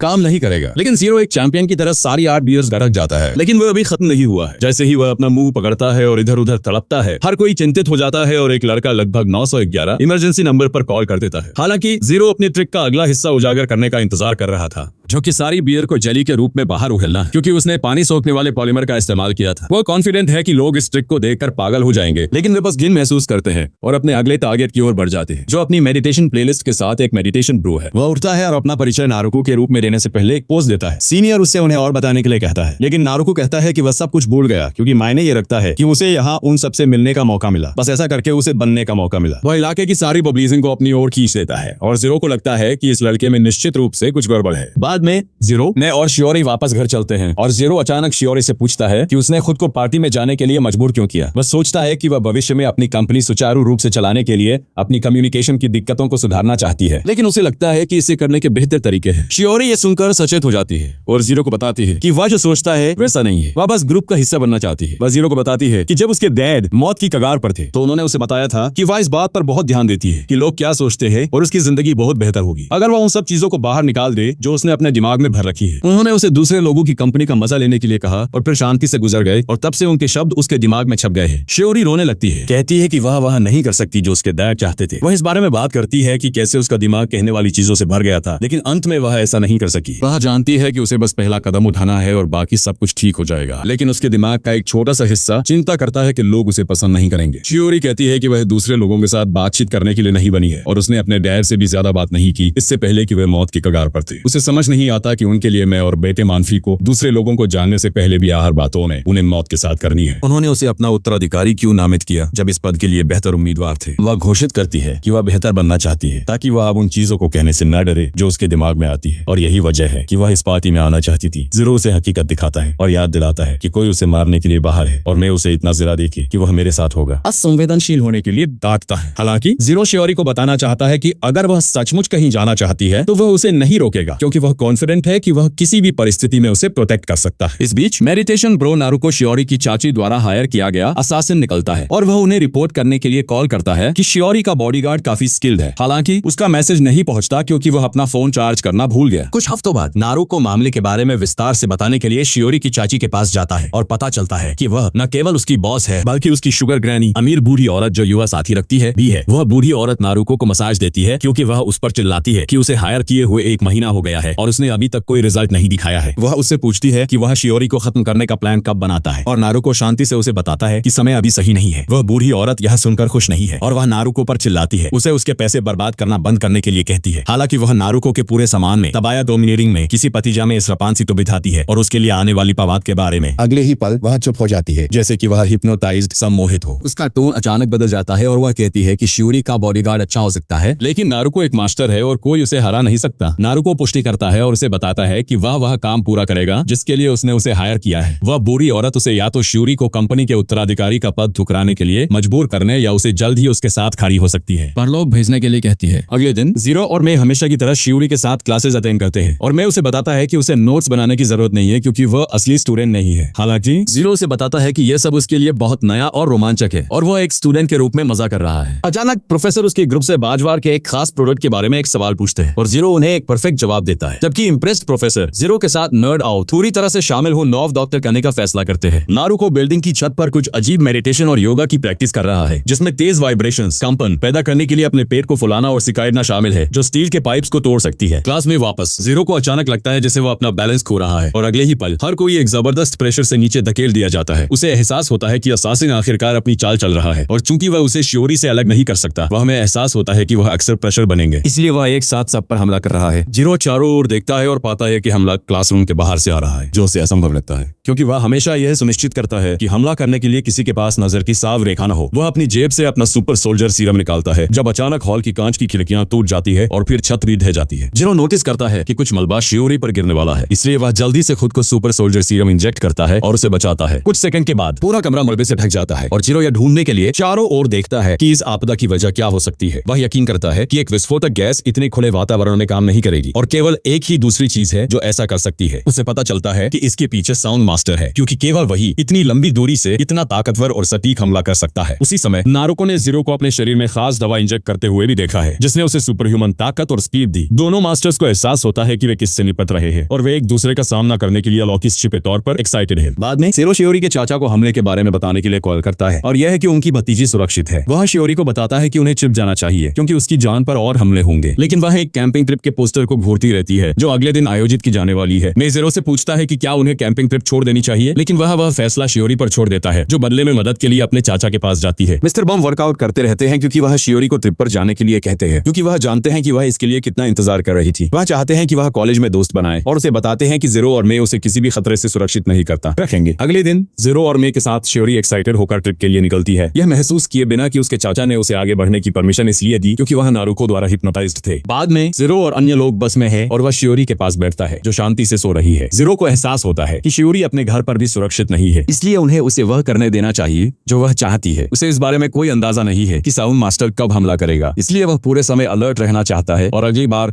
जब वह सामने आए तो चीजें खत्म करना चाहता है। इस बीच नारुको हिप्नोटाइज्ड लड़कियों के अपने हरेम साथ रहने वाली स्त्रिया के साथ उसी बस में है जो उसके हाथ पर बने काउंटडाउन टैटू के बारे में उत्सुक है। वह उन्हें बताता है कि यह एक बहुत जरूरी वादे की याद दिलाता है और अजीब तरह से मुस्कुराता है जबकि वह उनके साथ रहता है कि ये तो सुनता है। लड़कियां उससे लिपटी रहती है। जल्द ही वे अपने कैंपिंग बेस पर पहुंचते हैं और जीरो बारबेक्यू ग्रिल को संभाल लेता है क्योंकि मैंने उसे बताया था कि जो मर्द खाना बना सकते हैं उन्हें लड़कियां हस्बैंड मटेरियल पति बनने के लायक के रूप में देखती है। वह सारी सामग्री हवा में फेंकता है और फिर उन पर सीखे मारता है जो पूरी तरह से उनमें छेद करती है और ग्रिल के ऊपर लैंड करती है। कुछ लोग उसके स्किल से सचमुच प्रभावित होते हैं और उसके चारों ओर इकट्ठा हो जाते हैं जबकि श्योरी दूसरों को खाना ऑफर करके पूरा करता है और बारबेक्यू ग्रिल के पीछे है। सोशल होने का फैसला करती है, हालांकि वह जोर से नहीं बोल सकती इसलिए कोई उसे नहीं सुनता और वह उदास हो जाती है। जीरो इसे नोटिस करता है और मेरे को बताता है कि उन्हें उसकी मदद करनी चाहिए, लेकिन वह जवाब देता है कि श्योरी ने उन्हें उसे अकेला छोड़ने के लिए कहा था क्योंकि वह इस चीज को खुद हल करना चाहती थी। इस बीच श्योरी उलझन में है कि क्या करे, लेकिन फिर उसे एक आइडिया आता है और वह तुरंत अपना बैग सर्च करना शुरू कर देती है। कुछ पलों बाद वह एक मैजिकल गर्ल कॉस्ट्यूम पहने बाहर आती है और ग्रुप के कुछ हबीब्स जापानी संस्कृति के दीवाने पहले से ही उसकी तरफ अट्रैक्टेड महसूस करते हैं। मैं और जीरो उसे उत्सुकता से देखते हैं और फिर श्योरी एक खाली प्लेट पर नूडल्स अपीयर प्रकट करके सबको एक मैजिक ट्रिक दिखाती है। हर कोई प्रभावित है, लेकिन श्योरी ट्रिक के अगले हिस्से को बिगाड़ देती है जिससे हर कोई उस पर हंसने लगता है। दिन के अंत में मैं उसकी ट्रिक की तारीफ करता है और श्योरी कहती है कि उसने सोचा कि वह शब्दों के साथ अच्छी नहीं है, इसलिए वह जीरो की तरह एक पार्टी ट्रिक कहेगी जैसा उसने पहले दिन किया था। वह यह सुनकर थोड़ा शर्मिंदा हो जाता है, लेकिन उनकी बातचीत तब रुक जाती है जब एक सीनियर उन्हें एक स्थानीय भगवान के बारे में डरावनी कहानी सुनाना शुरू करता है जो बारिश कराने के लिए बलिदान मांगते थे। हालांकि कहानी AI जनरेटेड स्लॉप्स बकवास निकलती है ताकि वह हिम्मत का टेस्ट शुरू कर सके जिसमें लोगों को कपल्स में मंदिर जाना होता है। सारी लड़कियां नारुको को ढूंढने लगती है ताकि वे उसके साथ हिम्मत का टेस्ट पूरा कर सके, लेकिन वह पहले से ही जंगल में पेड़ों में पर्दे से अतार कर सके और धागों के जाल पर निंजा की तरह दौड़ रहा है और घोषित कर रहा है कि आज वह दिन है जब वह अपना काम खत्म करेगा और शियोरी को ठिकाने लगाएगा। इस बीच कॉलेज स्टूडेंट्स हिम्मत के टेस्ट के लिए इकट्ठे हुए हैं और उनके सीनियर उन्हें बताते हैं कि आमतौर पर वे मंदिर को अपना गोल रखते हैं, लेकिन रास्ता एक घने जंगल से होकर गुजरता है। वह कहते हैं कि वे नहीं चाहते कि कोई भालुओं और भेड़ियों का नाश्ता बने, इसीलिए स्टूडेंट्स को मंदिर के आधे रास्ते में एक फोटो स्टैंड ढूंढना होगा और ये साबित करने के लिए एक सेल्फी क्लिक करनी होगी कि वे वहां गए थे। हर कोई इसके लिए एक्साइटेड है, लेकिन जीरो को यह सब बचकाना लगता है। कुछ मिनटों बाद बस शियोरी के साथ हिम्मत के टेस्ट पर जाता है, जो डरते डरते उसका कोट पकड़े हुए है। जीरो याद करता है कि मैंने उसे पहले बताया था कि ये शियोरी के करीब आने का उसका बड़ा मौका हो सकता है, क्योंकि थोड़ा खतरा दो लोगों को करीब लाता है। मैंने उसे छेड़ा कि अगर वो इसे काम नहीं बना सकता तो दनात मैंने मिलाया है, दनात में एकदम साफ है, तो उसे शायद पहला मूव पहल करने का इससे बेहतर मौका नहीं मिलेगा। अचानक उसके विचारों को शियोरी अजीब तरह से उसे उसके साथ होने के लिए धन्यवाद देकर तोड़ देती है। वह सोचती है कि जीरो उसके पीछे एक दिक्कत बनने के लिए निश्चित रूप से उसे अलॉ की नफरत कर रहा होगा। वह कहती है कि अगर वह बस अपने घर पर रहती है तो वह लौंगी ही बीच से बकत देती है तो उसका काम बहुत आसान होता। जीरो उसे बताता है कि सब ठीक है, क्योंकि वह चाहे कहीं भी जाए वह उतने ही खतरे में होती। फिर वह उससे अपनी सारी चिंताएं भूलकर ट्रिप को एंजॉय करने पर ध्यान केंद्रित करने के लिए कहता है, क्योंकि यह सबके लिए सबसे अच्छा होगा। जीरो कहता है कि लोगों को जिंदगी को एंजॉय करने के ऐसे मौके बहुत नहीं मिलते और शियोरी को यह मौका सिर्फ इसलिए बर्बाद नहीं करना चाहिए क्योंकि कोई उसकी जान के पीछे है। वह मुस्कुराता है और उसे बताता है कि समय आने पर वह उसे असासिन से बचाएगा। उसकी रिज आकर्षण शियोरी पर काम करना शुरू कर देती है, लेकिन तभी वे कटआउट तक पहुंचते हैं और शियोरी उसे देखकर जोर से चीख पड़ती है। जीरो उसे बताता है कि उन्हें जल्दी से एक सेल्फी लेनी चाहिए, लेकिन उसे सेल्फी स्टिक ऑपरेट करना नहीं आता, जिसे बेबी बूमर्स बुजुर्ग भी इस्तेमाल कर सकते हैं। शियोरी सेल्फी क्लिक करने के लिए वॉलंटियर करती है, लेकिन जैसे ही वह इसे चेक करती है उसे सेल्फी स्टिक पसंद नहीं आता। उसे जीरो के चेहरे के बजाय एक रहस्यमयी सिंबल प्रतीक मिलता है। वह इसके बारे में पूछने के लिए चारों ओर देखती है, लेकिन उसके झटके के लिए जीरो वहां नहीं है। शियोरी घबरा जाती है और जीरो को ढूंढते हुए इधर उधर दौड़ने लगती है। आखिरकार उसे एक बड़े गिरे हुए पेड़ के पास पाती है। उसे देखकर वह चैन की सांस लेती है, लेकिन तभी अचानक zero tic tac toe monsters में बदल जाता है और उसकी तरफ दौड़ता है। शियोरी चीखती है और जितनी तेजी से हो सके भागती है और मंदिर पहुंचती है। जैसे ही मॉन्स्टर उसे पकड़ने वाला होता है वह अपने पीछे दरवाजा बंद कर लेती है और सोचती है कि वह मंदिर की सपने ने बदल देंगे, सुरक्षित है। लेकिन फिर वह कमरे के चारों ओर देखती है और छत से लटकता हुआ एक फंदा पाती है। वो उलझन में और डरी हुई है जब अचानक मॉन्स्टर उसके सामने अपीयर होता है और उसकी दिशा में लड़खड़ाने लगता है। शियोरी हिलने के लिए भी बहुत डरी हुई है, लेकिन फिर मॉन्स्टर उसके मरे हुए डैड का रूप ले लेता है। शियोरी अब कुछ भी समझ नहीं पाती है और फिर उसके डैड उसे एक ड्रिंक देते हैं। वह उसे बताते हैं कि वह यहाँ इस मंदिर के भगवान को बलि के रूप में है और यही वजह है सब कुछ 2 महीने में कि वह उनकी आत्मा से बात कर सकती है। शियोरी को नहीं पता कि वह जो देख रही है उस पर यकीन करे या नहीं, लेकिन वह अपनी जिज्ञासा को कंट्रोल नहीं कर पाती और उनसे पूछती है कि उन्होंने उसे अपना उत्तराधिकारी क्यों नामित किया। अचानक उसके डैड का चेहरा मास्क की तरह 2 हिस्सों में बांट जाता है और उनका अंदर का चेहरा रोता हुआ दिखाई देता है, जिसमें कहा गया है कि उन्होंने शियोरी को सिर्फ इसलिए अपना उत्तराधिकारी नामित करके गलती की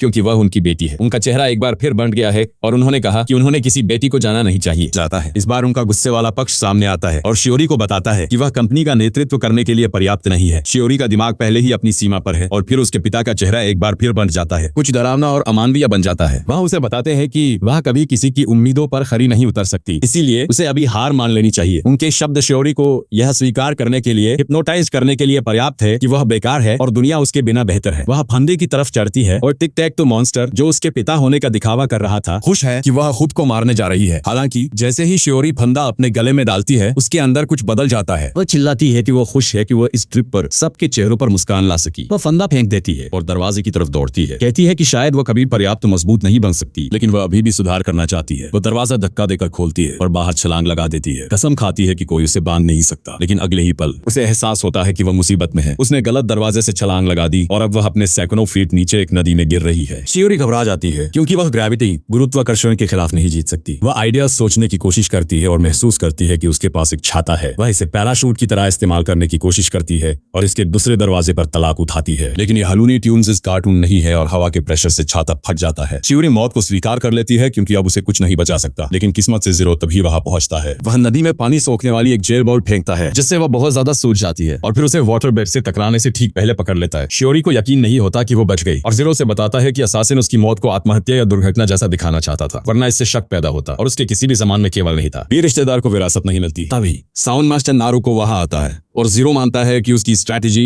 रणनीति सचमुच ठोस थी। जिस पर शियोरी ने सेल्फी क्लिक की, उसने सांग का इस्तेमाल करके उसे हिप्नोटाइज किया और जीरो को एक जबरदस्त शॉक वेव मारी ताकि उसकी दिशा की समझ गड़बड़ हो जाए। यही वजह है कि वह समय पर उसे पकड़ नहीं सका। नारुको उनके लेवल पर नीचे उतरता है और शियोरी को एक अजीब इंसान की तरह घूरने लगता है और जीरो उस पर हमला करने के लिए जहर की सुइयां निकालता है। नारुको तुरंत उनके बीच कुछ दूरी बना लेता है। कहता है कि उसे अब इसे दुर्घटना जैसा बनाने की कोई परवाह नहीं, क्योंकि वह लड़की को पक्का मार देगा। जीरो को एहसास होता है कि वह यह नुकसान में है, इसलिए वह शियोरी को बताता है कि उन्हें अभी भागना होगा। हालांकि अभी होता है कि उन्हें नहीं ज्यादा से अपने मोटी की प्रोजेक्ट दे, वह हिलने के लिए बहुत डरी हुई है और जीरो खुश नहीं है क्योंकि वह जानता है कि अब उसे उठाना होगा। वह सोचता है कि वह यह कर सकता है क्योंकि उसे अब तक मेको उठाने की आदत हो गई है, लेकिन उसकी पीठ पर चढ़ने के बजाय जैसा वह चाहता था, शियोरी एक बेबी मंकी बंदर का बच्चा दक्षी की तरह आगे चढ़ जाती है। जीरो को यह असहज लगता है कि अब को इसके बेबी मंकी ने नाओं को दिखाई दिया था, लेकिन उसके पास शिकायत करने का कोई समय नहीं है। वह तुरंत खुद को दो दवादेन पान दवादेन करता है और फिर दौड़ना शुरू करता है, लेकिन नारुको को उस पर अपनी एबिलिटीज का इस्तेमाल करने के लिए हिलने की जरूरत नहीं है। वह माइंड विस्परर, दिमाग में फुसफुसाने वाला महाबादार को दौड़ने के लिए नारुक निकटर होती है। नारुक में हिस्सा मिलता है कि वह सीधे सभा में बनता है, लेकिन फीलिंग्स के साथ में बहुत समान समाजीवत ही है। महाबादार मैंने हैंड गेम करने वाले ड्राइवर्स और लेटर रखा है, देने के लिए कहता है क्योंकि नारुको उनके दिमाग के साथ खेल रहा है। इस बीच साउंड मास्टर धागों का इस्तेमाल करके जीरो की पोजीशन पर नजर रखते हुए अपनी मसाज चेयर पर वापस बैठता है और उसे एहसास हुआ है कि जीरो जहर खाकर अपनी ताकत बढ़ा सकता है। दूसरी तरफ जीरो शियोरी को फुसफुसाहट को ब्लॉक करने के लिए अपने एयरपॉड्स देता है, लेकिन उसके पास एक बेहतर आइडिया है। किसी वजह से उसके पास दो एक जैसे नॉइज कैंसलिंग शोर कम करने वाले हेडफोन है और वह जीरो को बताती है कि वे बाहरी आवाजों को ब्लॉक करने के साथ साथ उनका इस्तेमाल करके एक दूसरे से बात भी कर सकते हैं। जीरो को कैट ईयर हेडफोन पहनना पसंद नहीं है, लेकिन वह सोचता है कि यह उन्हें नारुको के मैनिपुलेशन हेयर फेयर से सुरक्षित रखने के लिए काम कर सकता है। नारुको भी इसे नोटिस करता है, इसलिए वह हमला करने का फैसला करता है। कॉन्फिडेंट है कि जीरो इसे चकमा नहीं दे सकता क्योंकि उसकी सुनने की क्षमता अभी ब्लॉक है। हालांकि जीरो अपनी स्किन के जरिए हवा में वाइब्रेशंस को महसूस करके सोनिक बेड को चकमा देता है, जिससे नारुको चौंक जाता है। क्योंकि जीरो उसके हमलों को चकमा देता रहता है, वह इसके बजाय अपने टारगेट पर ध्यान केंद्रित करने का फैसला करता है। वह शियोरी को एक बार फिर हिप्नोटिज्म के तहत डालने के लिए उसके हेडफोन को वाइब्रेट करने के लिए अपनी ताकत का इस्तेमाल करता है। वह जीरो की गोद से उतरकर भागने लगती है और नारुको को एहसास देखकर भागने लगती है। वह सबमिट लगाई दारी में एक सुकंदरी की रशा होती है। होता है कि उसका सदमा केवल उसके पिता की मौत से गहरा है। वह एक अजीब इंसान की तरह मुस्कुराता है क्योंकि वह उसके सदमे का इस्तेमाल करके उसकी हिम्मत को बार बार तोड़ने का प्लान बनाता है। वह उसके सामने शियोरी के चाचा का एक विशाल ड्रम पैदा करता है जो उसकी कल्पना में भी वर्कआउट कर रहे हैं। वह उसे बताता है कि वह उस पर एक बोझ है और उसने उसे यहाँ इसलिए भेजा ताकि असासिन उसे आसानी से मार दे। हिप्नोटाइज्ड शियोरी उस पर यकीन करती है, लेकिन तभी उसे देखने के लिए भ्रम की संतुलत होती है। अचानक जीरो उसके भ्रम में दाखिल होता है और विशाल बॉडी बिल्डर को किक मारकर बेहोश कर देता है। वह शियोरी को बताता है कि उसके चाचा ने उसे प्रोटेक्ट करने के लिए उससे पहले दर्जनों लोगों को हायर किया था और उसने बहुत पैसा खो दिया क्योंकि वे सभी अयोग्य लूजर थे। एकमात्र वजह कि उसने उस पर इतना भरोसा किया वह यह थी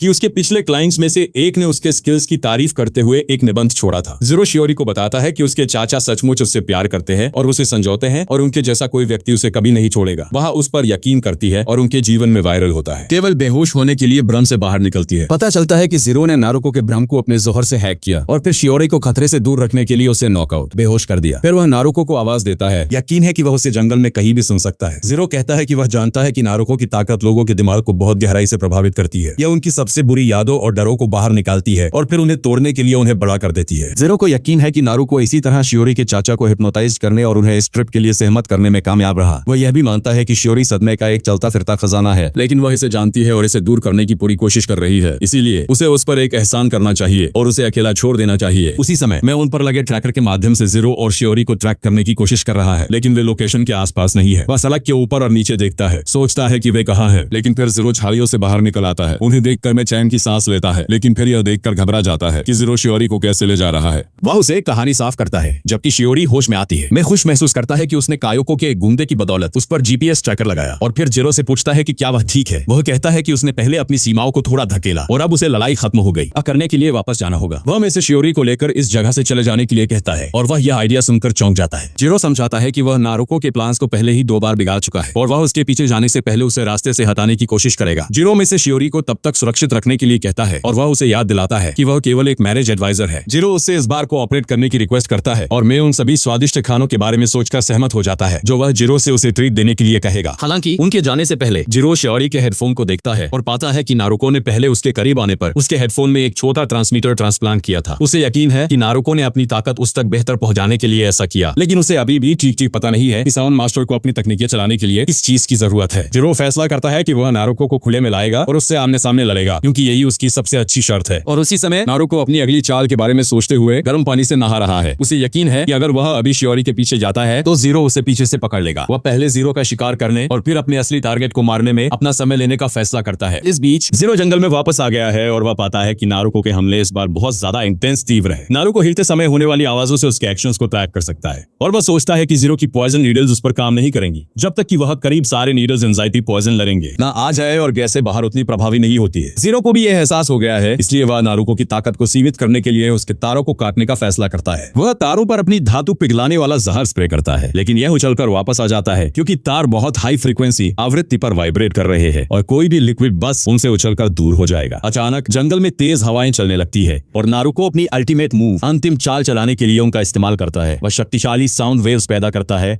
जो एक विशाल मॉन्स्टर का रूप ले लेती है और जीरो केवल उसके शक्तिशाली हमलों को चकमा दे सकता है। हालांकि वह जल्दी से एक आइडिया लेकर आता है और पास के पेड़ों में एक खास केमिकल इंजेक्ट करता है जो उसने तैयार किया है। नारुको का विशाल असमन बुलाया हुआ जीव तभी उस पर हमला करता है, लेकिन वह अचानक रुक जाता है, जिससे साउंड मास्टर उलझन में पड़ जाता है। वह अपने बात हटब से बाहर कूदता है और जीरो की तरफ दौड़ता है। सोचता है कि वह उसके असमन को कैसे रोक सकता था जो साउंड वेव से बना था। वह महसूस कर सकता है कि तार अभी भी बरकरार है, जिसका मतलब है कि उसकी ताकत काम करनी चाहिए। हालांकि जैसे ही वह जीरो के पास पहुंचता है, वह पाता है कि उसके आसपास के पेड़ असामान्य रूप से बड़े और मुड़े हुए हो गए हैं और उन्होंने उसके सामान को हिलने से रोक दिया। नारुको को समझ नहीं आ रहा है कि क्या हो रहा है, इसलिए जीरो समझाता है कि उसकी दवा पेड़ों को बहुत तेजी से बड़ा करती है, जो नारुको की तकनीक को बाधित करने के लिए उसे बस इतना ही चाहिए था। वह समझाता है कि नारुको के तारों को ठीक से काम करने के लिए फाइन ट्यून सटीक होने की जरूरत है और अगर पेड़ बढ़ते रहते हैं तो तार सटीक नोट्स नहीं बजा पाएंगे। जीरो कहता है कि वे अब अपनी लड़ाई जल्दी खत्म कर सकते हैं, लेकिन नारुको उसे बताता है कि उसने शियोरी को मारने का प्लान पहले ही शुरू कर दिया। उसका विशाल समन न केवल 2 मास्टर्स को बल्कि कैंप के सभी लोगों को दिखाई दे रहा है और इसकी मौजला की उन्हें एक ट्रांसिस बेहोशी की हालत में भेजने के लिए पर्याप्त है। वे चिल्लाने लगते हैं और डरने लगते हैं कि वे मर जाएंगे क्योंकि उन्होंने पहाड़ के बाहर से बहुत सारे पीछे एक दूर से तरक किया था। भगवान को नाराज कर दिया। उनका नेतृत्व करने वाला सीनियर कहता है कि वे परंपरा को फॉलो करेंगे और भगवान को खुश करने के लिए बलिदान देंगे और न्यूबीज नए लोगों से अपने आईडी कार्ड निकालने के लिए कहता है ताकि वे उनमें से सबसे छोटे का बलिदान दे सके। वह गस्ट टाइम में अपने लॉस दिया गया था। व्यक्ति शियोरी निकलती है और हर कोई उसे पकड़ने के लिए उसकी तरफ दौड़ता है। वे उसके साथ भागने की कोशिश करता है, लेकिन वे दोनों एक चट्टान से गिर जाते हैं और घायल हो जाते हैं। उसी समय नारुको जीरो को बताता है कि स्टूडेंट्स के बीच का डर शियोरी को मारने के लिए पर्याप्त है। वे तब तक कभी शांत नहीं होंगे जब तक कि वह पहले मर न जाए और दबाव दमा न जाएगा और उसका इस लड़ाई को हारने का कोई प्लान नहीं है। नारुको अचानक सीटी बजाता है और अपने हाथ को चेनसॉ आरएल करने में बदलने के लिए नोट्स का इस्तेमाल करता है। वह एक पल में एक पेड़ काट देता है और अपने चेनसॉ हाथ का इस्तेमाल करके इसे वायलिन में बदल देता है, इससे पहले कि अपने बालों को तारों के रूप में इस्तेमाल करे। वह बजाने की पोजीशन में आ जाता है और जीरो घबरा जाता है। यकीन नहीं है कि वह साउंड मास्टर का आमने सामने सामना कर पाएगा या नहीं। जैसे ही शियोरी को अपने साथ लेता है और उनके पीछे पड़ी हिप्नोटाइजर भीड़ से भागने की कोशिश करता है, नारुको कहता है कि लड़की के मरने में बस कुछ ही समय बाकी है, इसलिए वह यह लड़ाई पहले ही जीत चुका है। वह घोषित करता है कि वह यह लड़ाई भी खत्म कर देगा और जीरो फुल अलर्ट मोड में आ जाता है। सोचता है कि क्या नारुको साउंड मास्टर के रूप में अपनी एबिलिटीज का इस्तेमाल उस पर हमला करने के लिए करने जा रहा है। हालांकि नारुको बस वायलिन उसकी तरफ फेंकता है और जीरो उसे अंतिम क्षण में चकमा देता है क्योंकि यह वह नहीं था जिसकी वह उम्मीद कर रहा था। जब वह 1 सेकंड के लिए वायलिन से विचलित होता है तो वह ब्लॉन्ड बीथोवेन को ऐसे भागते हुए पाता है जैसे उसकी जान इसी पर निर्भर हो। जीरो को एहसास होता है कि नारुको बस उसे विचलित करने के लिए झांसा दे रहा था और उसका असली गोल अभी भी शियोरी है। जीरो नारुको का पीछा करता है जो पूरे जंगल में फैले तारों के माध्यम से उसे रोल मजाक करना जारी रखता है। बस जीरो को बताता है कि भले ही वह शियोरी को सुरक्षित रखने और उसे सीईओ बनाने में कामयाब हो जाए, लेकिन वह अपनी पूरी जिंदगी भुगतेगी। उसके रिश्तेदार उससे नफरत करेंगे और सड़ा हुआ मानव समाज उसे तोड़ने की पूरी कोशिश करेगा। नारुको कहता है कि शियोरी अपने दम पर जिंदा रहने के लिए बहुत कमजोर है और उसके जैसे कमजोर लोग मजबूत लोगों की दुनिया से ताल्लुकों की सम्मान करते हैं, नहीं रखते। वह अपने बचपन को याद करता है जहां उसका एक ट्रेनिंग पार्टनर था जो उससे बहुत कमजोर था, लेकिन उसने किसी और से ज्यादा मेहनत की। नारुको हमेशा उसका मजाक उड़ाता था और अंत में उसका पार्टनर एक दयनीय मौत मर गया। जीरो उसकी लगातार बकबक से बोर हो जाता है और उससे पूछता है कि क्या वह डरा हुआ है। वह नारुको को याद दिलाता है कि शियोरी ने उसके भ्रम को तोड़ दिया, भले ही उसने उसके सबसे बुरे सदमे पर खेला,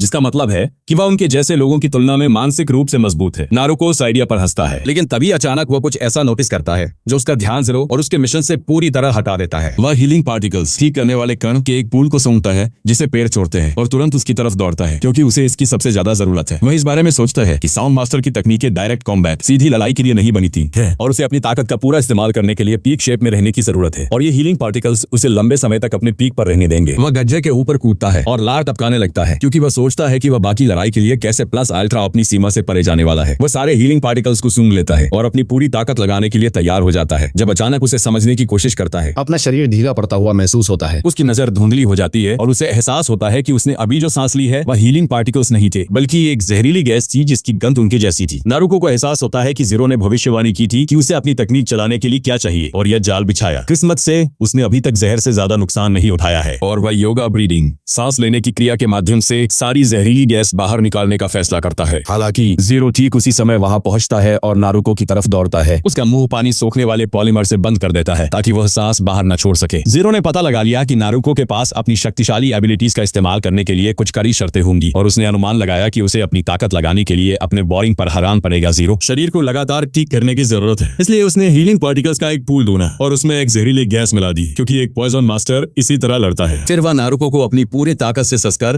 पंच अचानक घूस पास मारता है, उसके पेपरों की हवा निकाल देता है और उसे लड़ने में असमर्थ छोड़ देता है। हालांकि साउंड मास्टर अभी खत्म नहीं हुआ है और वह जरा मुस्कुराता है क्योंकि उसने जीरो से झूठ बोला था कि उसे हराने से सामूहिक हिस्टीरिया रुक जाएगा। कैंप में वापस हिप्नोटाइज स्टूडेंट्स अभी भी शियोरी को ढूंढ रहे हैं और जब वे उसे नहीं पाते तो स्पेस प्लेयर को असमर्थ छोड़ देता है तो वे और भी ज्यादा घबराने लगते हैं। वे अपने बलिदान के लिए अगले सबसे छोटे व्यक्ति को ढूंढना शुरू कर देते हैं। जब शियोरी एक गिरे हुए पेड़ के पीछे छिपी सब कुछ देखती है, मैं दौड़ते हुए उसके पास आता है और कहता है कि उसे एक रास्ता मिला है जो पास के गांव की ओर जाता है, इसीलिए उन्हें वहां जल्दी करनी चाहिए। लेकिन फिर शियोरी अचानक घोषित करती है कि प्लान्स में बदलाव आया है, वह अब वापस जाना चाहती है और मैं उसे याद दिलाता है कि यह एक बहुत ही बेवकूफी भरा आइडिया है क्योंकि उसके क्लासमेट्स उसे देखते ही मार डालेंगे। हालांकि शियोरी लौटने के लिए दृढ़ है क्योंकि अगर वह खुद को बचाने पर ध्यान केंद्रित करती है तो कोई और मर जाएगा। वह कहती है कि अगर उसके क्लासमेट्स किसी का भी बलिदान देते हैं तो उन्हें अपनी बाकी जिंदगी के लिए PTSD सदन दौटी होगा और थेरेपी महंगी है। उसके पास एक आइडिया है जो उन्हें किसी का बलिदान देने से रोक सकता है और मैं उसे रोक नहीं सकता। जल्द ही उसके क्लासमेट्स अपने अगले टारगेट को एक चट्टान पर खींच ले जाते हैं ताकि वे स्थानीय भगवान को उसका बलिदान दे सके। लेकिन तभी शियोरी चुड़ैल की तरह कपड़े पहने वहां पहुंचती है। उसके क्लासमेट्स उसे देखते ही उसके खिलाफ हो जाते हैं, लेकिन फिर शियोरी अपनी मोमबत्ती की लौ को एक विशाल ड्रैगन में बदलने के लिए मैनिपुलेट करती है जिससे हर कोई डर जाता है। वो सबको वापस बैठने और उसे अपनी जादुई ताकतों से दुष्ट भगवान को छाड़ फूंक करने देने के लिए कहती है। भले ही वह डर से कांप रही है, उसके क्लासमेट्स उस पर यकीन नहीं करते और उसे खुद को बलिदान के रूप में ऑफर करने के बजाय भागने के लिए एक स्वार्थी ब्रैट बिगड़ैल बच्चे कहते हैं। यहाँ तक कि सब्स्टिट्यूट वैकल्पिक बलिदान भी उस पर चिल्लाना शुरू कर देता है। कहता है कि वह बस झूठ बोल रही है क्योंकि अगर वह भगवान को छाड़ फूंक करने के लिए पर्याप्त शक्तिशाली होती तो उसने इससे पहले ही कर दिया होता। शियोरी झांसा देती है कि उसे बस अपनी ताकत इकट्ठा करने के लिए समय चाहिए था, लेकिन अंदर से वो किसी के उसके झांसे को ढूंढने से पहले बस भाग जाना चाहती है। जैसे ही वह अपना कॉन्फिडेंस खो रही है, मैं उसका हाथ पकड़ता है और शियोरी अपने प्लान को पूरा करने का फैसला करती है। वो तारों और गैस का इस्तेमाल करके बनाए गए फ्लेम ड्रैगन को नारुको द्वारा बनाए गए विशाल अवतार की तरफ भेजती है और उसी समय जब विचार को अपने धुरे जंगलों की भैंक अल्लाह ही उसे सिकतार मोटिव देता है। जीरो खुद को विशाल अवतार की तरफ स्लिंग शॉट गुलेल की तरफ एंकन करता है। कुछ मिनट पहले शियोरी ने उसे ये पूछने के लिए कॉल किया था कि क्या वो विशाल अवतार के चारों ओर विस्फोटक गैसें फैला सकता है। जैसे ही वो अपनी आग का हमला उसकी तरफ भेजती है, जीरो को ऐसा करने में कोई दिक्कत नहीं है और वो उम्मीद करता है कि शियोरी की गैस सही है और अवतार को जलाया जा सकता है। वो विशाल अवतार के चारों ओर अत्यधिक ज्वलनशील गैस स्प्रे करता है और जैसे ही शियोरी की फ्लेम कठपुतली से टकराती है, सब कुछ आग की लपटों में घिर जाता है। अवतार नष्ट होने के साथ दर्द में बोरी बामा में उठाता है जिसका उद्योग किया जाता है और फिर भी दर्द में नहीं मिलता है। स्टूडेंट्स पर से हिप्नोटिज्म टूट जाता है और शियोरी कहती है कि अब उन्हें एक कैंप फायर बनाना चाहिए। जंगल में वापस नारुको को एहसास होता है कि वह पूरी तरह से हार गया है और जीरो उसे बताता है कि यह शियोरी थी जिसने उसे हराया दिया है। भले ही वह अभी भी अपनी ताकत बनाना सीख रही है, यह जीरो को उसके साथी के साथ उसके अंतिम ट्रेनिंग सेशन की याद दिलाता है जो उसका बड़ा भाई भी था। उसके पिता ने जीरो को अपने बड़े भाई को खत्म करने के लिए कहा क्योंकि उसके जैसे कमजोर लोग जीने के लायक नहीं रखते थे। नारुको उसे मारना नहीं चाहता था, लेकिन वह अपने पिता के आदेशों का विरोध नहीं कर सका और अब उसे एहसास होता है कि वह पूरे समय मानसिक रूप से कमजोर लड़का था। जिरो इसके साथ चला जाता है और नारुको उससे पूछता है कि वह उससे खत्म क्यों नहीं करेगा। जिरो बस जवाब देता है कि अगर नारुको सचमुच ठीक होना चाहता है तो उसे अपनी कमजोरी के बारे में किसी से बात करनी चाहिए। इसके साथ ही जिरो कैंप साइट पर पहुंचता है और वह कैंप फायर के चारों ओर लोगों को नाचते हुए देखकर दंग रह जाता है क्योंकि उसने केवल कहानियों में इसके बारे में सुना है। शियोरी ने उसके लिए एक थैंक यू गिव डिस्क्रिप्शन और सीन इसकी वीडियो कब तक के लिए बैटरी लाइक कर दिया है इसके ऊपर। और जब वो एक विशाल कैंडी मिक्सिंग सेट निकालती है जो उसके छोटे से बैकपैक में फिट नहीं होना चाहिए, जीरो इतना चौंक जाता है कि वो प्रोफेसर के साथ जमीन पर गिर जाता है। मैं इससे पूछता है कि क्या वो ओवर रिएक्ट नहीं कर रहा है और जीरो से बताता है कि कैंडी मिक्सिंग सेट दुनिया का सबसे बड़ा है। अगली सुबह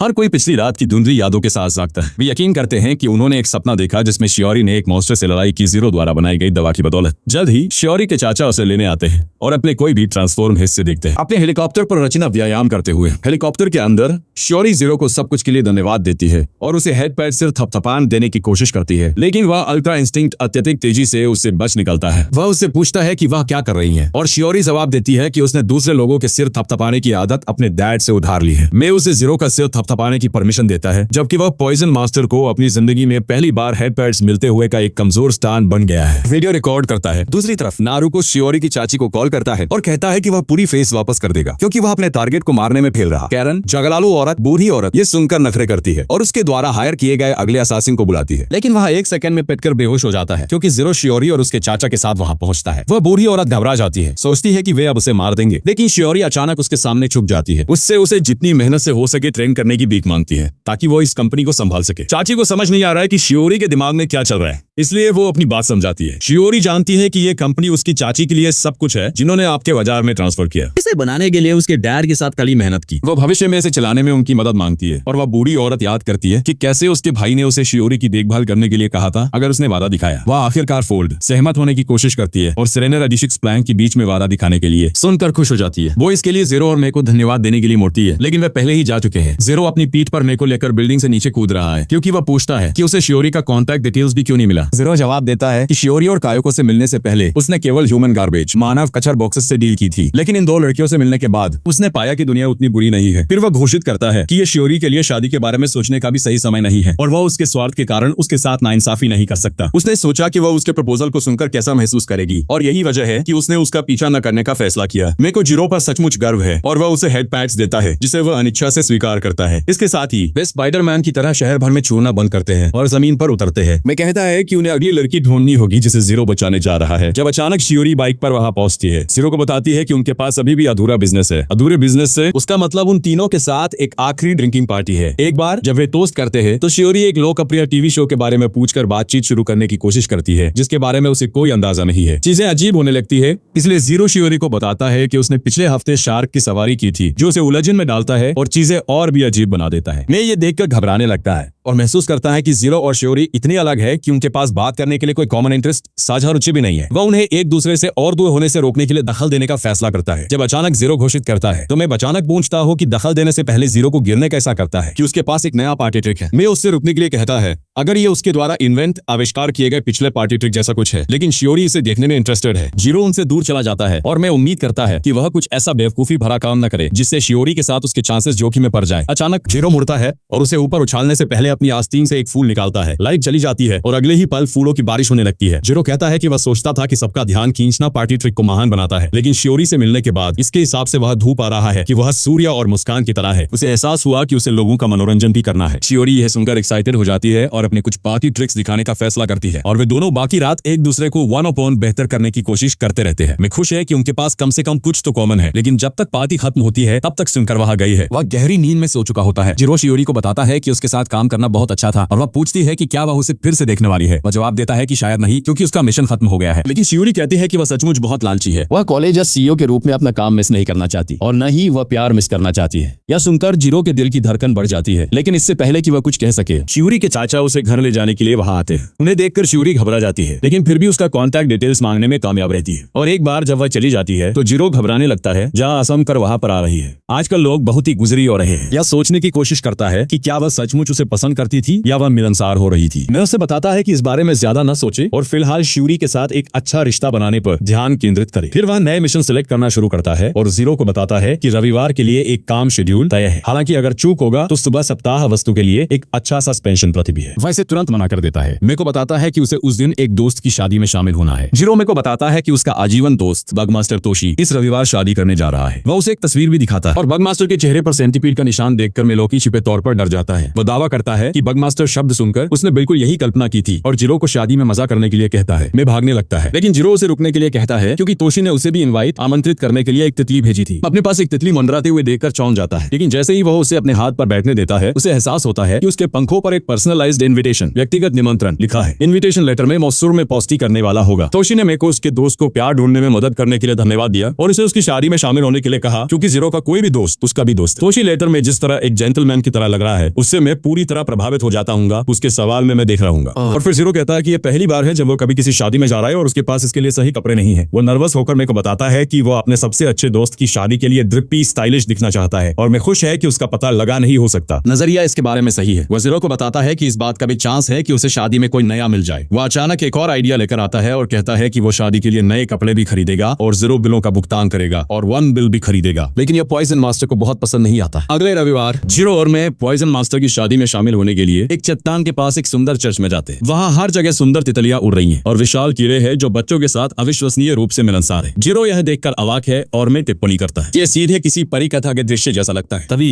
एक डरावना दिखने वाला आदमी अपने हाथों और मुंह में सुइयां लिए वहाँ पहुंचता है। मैं घबरा जाता है, सोचता है कि वह एक खतरा है और अगले ही पल वह आदमी जीरो के चेहरे पर सारी सुइयां फेंकता है। जीरो जमीन पर गिर जाता है और दर्द से तड़पने लगता है क्योंकि उसकी नसें सूज जाती है और मैं सोचता है कि वह हमेशा के लिए चला गया। हालांकि वह अगले ही पल पहले से ज्यादा फ्रेश दिखते हुए वापस उठ जाता है। सुई वाला आदमी उसके पास चलता है और कहता है कि वह सचमुच बहुत थका हुआ लग रहा था, इसलिए उसने उसे बेहतर महसूस कराने के लिए बस एक छोटी एक्यूपंक्चर तकनीक का इस्तेमाल किया। जीरो सुई वाले आदमी को कैश का एक बंडल सौंपता है जिसमें सुइयां अभी भी उसके चेहरे पर चुभी हुई है और फिर उसका परिचय में से सुनागी जिनकी दुनिया में दादों से बनकर ये अपने कला पे निगाह महत्व पड़ता है, नीडल मास्टर और एक और पुराने दोस्त के रूप में कराता है। एक बार जब सुनागी कैश ले लेता है तो वह 3 लड़कों की तरफ मुड़ता है जिन्हें उनके नुकीले बाल और मजेदार पर्सनैलिटी विरासत में मिली है। वह उन्हें बताता है कि उन्हें अगले हफ्ते डिज्नीलैंड जाने के लिए पैसे मिल गए हैं और लड़के तुरंत खुशी से उस पर झपट पड़ते हैं। मैं ये देखकर हैरान है कि वह स्टिक ने एक ऐसा स्पेन जो कि पा रही है। सुनागी एक अच्छा डर है और वह यह भी पहचानता है कि वह जीरो का मैरिज एडवाइजर है। वह उस पर दया करता है क्योंकि वह जानता है कि जीरो को किसी के साथ सेट करना कितना मुश्किल है। तभी 2 ड्रैगन फ्लाई व्याध पतंग सबको अलर्ट करने के लिए एक स्पीकर ले जाते हैं कि दुल्हा और दुल्हन आ रहे हैं। और अगला तोशी अपनी दुल्हन को उठाता है क्योंकि एक विशाल तितली उन्हें एयर ड्रॉप हवा से उतारना से दाई नहीं करती है। जैसे ही तोशी इस बारे में बात करना शुरू करता है कि वे पहली बार कैसे मिले, जीरो अपनी यादों में खो जाता है। उसे वह समय याद आता है जब वह एक गर्म खून वाला किशोर था जो अंडरवर्ल्ड से अपराधियों को पहले ही ठिकाने लगा रहा था। तोशी के दर्जन भर मिस्ड कॉल्स थे, इसलिए उसने उससे मिलने का फैसला किया। जीरो ने सोचा कि तोशी प्रतिष्ठित पॉइजन फैमिली से